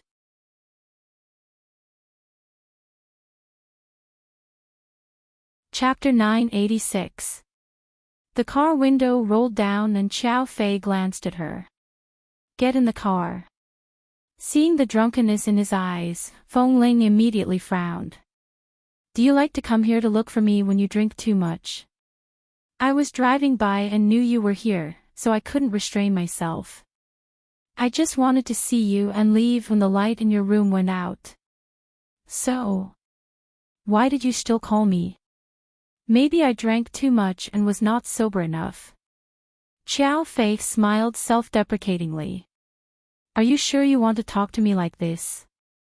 I have wine in my car. Let's drink 2 bottles. I don't want to drink. Fong Ling's expression showed no sign of compromise. Go back. I shouldn't have come down. Seeing that you haven't left, I came down to see you. Brother Qiao, you know my character very well. There's really no need to pay so much attention to me. Xiao Fei was silent for a moment and suddenly smiled. It seems that you know everything. Fong Ling did not speak. She didn't know and didn't understand before. But now, she should have seen it. Although she shouldn't have come downstairs to meet him, he was here after all, and he came because of her, so she should come over to take a look. She always had a very clear balance in her heart. She knew what she should do and what she shouldn't do. It doesn't matter. I've never hidden my feelings. Previously, in the base, you didn't want your identity to be discovered, so I didn't say much. In fact, from the beginning, I knew that there were many things between you and Li Nanheng that I couldn't interfere with. Although I tried, it seems that this is not something that can be achieved with hard work. Your heart has long been his, right? Xiao Fei leaned against the back of the driver's seat and looked at her sideways. You avoided me because you didn't want to be misunderstood by him. It seemed that he had seen through her thoughts. Fong Ling did not speak. Come up and sit for a while. Is it comfortable to be blown by the wind? I won't do anything to you. I'm drunk now. If you fight, I will definitely be beaten to the ground. What are you afraid of? Xiao Fei glanced at her with a smile. Fong Ling raised her eyebrows and looked at him. I don't have to get in your car. Let's have a chat. After all, we've known each other for so many years in the base. I'm the first person to discover your secret. This time, Fong Ling did not speak anymore. She hesitated for 2 seconds and got into the car. After sitting in the car, Xiao Fei directly handed her a bottle of wine from the back. Fong Ling took it but only placed it aside and did not open it to drink. He didn't force it. He just laughed self-deprecatingly, opened a bottle, and drank it. Seeing him drink so quickly, Fong Ling was silent for a moment before saying, You seem to be very unhappy after leaving 11 Base. Fong Ling, Fong Fei, Ma. Fong and Ling Fong. Fong Ling didn't have a home or parents, so she didn't understand the pressure outside the base. She wasn't good at commenting on things she didn't understand. Seeing that he was in a bad mood, she sat here silently to accompany him. Do you know what I like about you? Xiao Fei placed the bottle of wine down and turned to look at her with slightly tipsy eyes. I like your personality. You don't ask what you shouldn't ask. You don't talk too much, and you don't explain too much. You're actually a very passionate person, but time and experience have slowly tempered you into a cold and aloof person. But only those who understand you know that you're actually not cold. You just have a sense of propriety in your heart, and you've grasped it very well. Sometimes, the charm of one's personality is really important. Regardless of whether you're a man or a woman, you'll still attract others. Feng Ling slightly curved her lips. Thank you for the compliment. Xiao Fei raised his eyebrows. Don't you have anything to say to me? Feng Ling was silent for a moment before saying, Brother Xiao, I don't know much about relationships. I know how you feel about me, but I'm very clear that I don't feel that way about you. Xiao Fei let out a long sigh and leaned against the back of the chair as if he had lost all his strength. He laughed at himself and said, I know.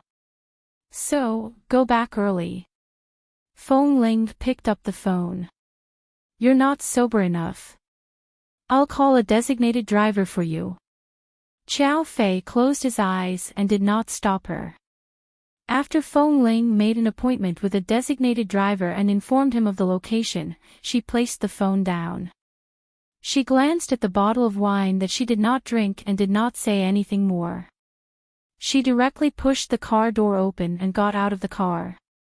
He watched as she left just like that. Although she came, she only rejected him and did not give him any chance at all. Xiao Fei thought that he could accept it, but he actually could not. Even though he had left 11 base and would not have many chances to see her again, he still felt indignant in his heart. Seeing that she was about to leave after getting out of the car, the man in the car abruptly pushed the car door open and rushed forward. He grabbed her wrist and turned her around angrily. When Feng Ling heard his voice, she subconsciously wanted to turn back. However, the moment she turned back, she almost fell into his arms. She staggered and hurriedly stepped back. However, Xiao Fei directly hugged her and pressed her tightly in his arms. He rested his chin on her neck and hugged her tightly. Feng Ling. Feng Ling's body instantly stiffened. She instinctively felt that her body was covered with barbs. She rushed to push him away, but Xiao Fei held her tightly. Feng Ling, can you consider me? I can give you everything you want. Freedom, happiness, everything. We've also been together in 11 base. In fact, I've been in contact with you longer than Boss Lee. I also know you well. Give me a chance. Consider me. Don't do this directly. Brother Xiao. Feng Ling furrowed her brows and pushed him hard. Let go of Xiao Fei. Feng Ling panicked. She abruptly pushed his lower abdomen harshly and raised her leg to push him away. However, Xiao Fei endured the pain and held her tightly again. Feng Ling, let go of me. Feng Ling, I don't want to let go. Let go. All of a sudden, a cold chill came from a certain direction. Before Feng Ling could push him away, she abruptly felt a chill on her back. She abruptly glanced to the side and saw that a tall, black Hummer had driven over. It stopped 5 meters away from her and Xiao Fei. The car window did not roll down. It simply stopped there. Feng Ling's expression stiffened. She rushed to push him away.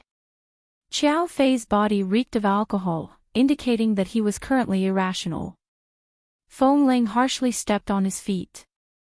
Let go of me. Just as she finished speaking, the sound of a car door being slammed 5 meters away sent chills down her spine. In the blink of an eye, she saw the tall and handsome man walking over.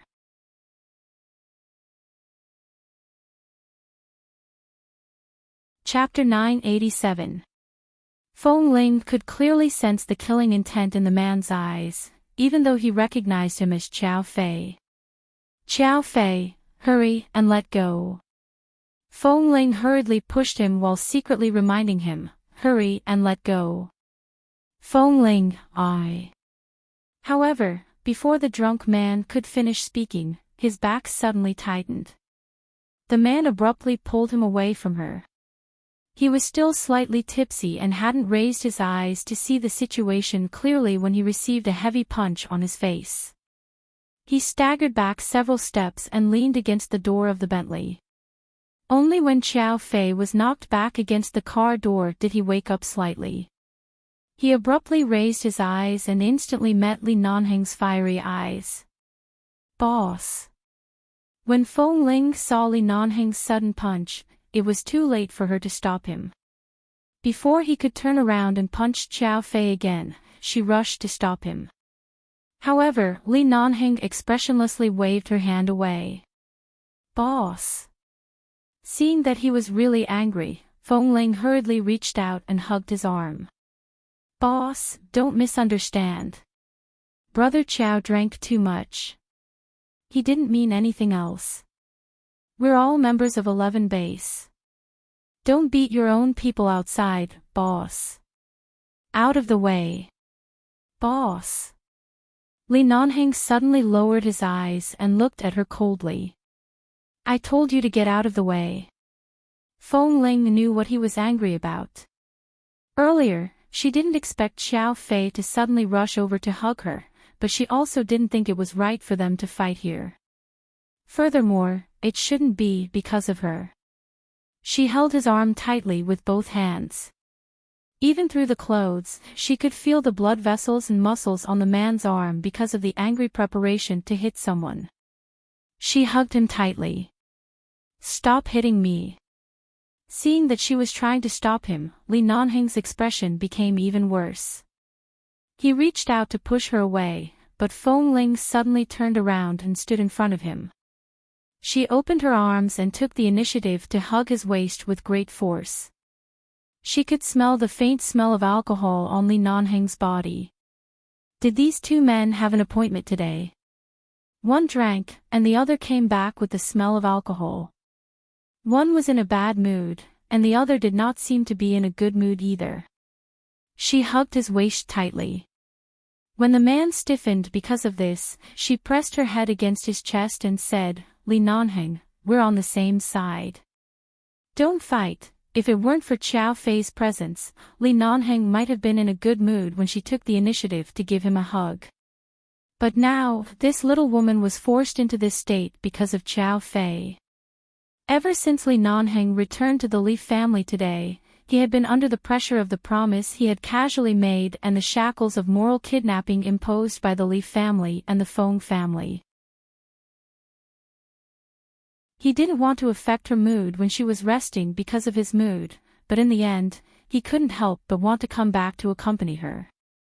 Who the F***ck would have thought that the moment he came back, he would see his little woman, whom he did not even dare to kiss in order to calm her down, being forcefully held in the arms of this bastard Xiao Fei. Feng Ling, the man's voice was right above her head, ringing harshly, if you don't want anyone to die, get out of my way. Boss, calm down. He really just drank too much. There's nothing between me and him. Feng Ling hugged his waist, pressed her head against his chest, and explained in a muffled voice, stop fighting. Xiao Fei leaned against the car door.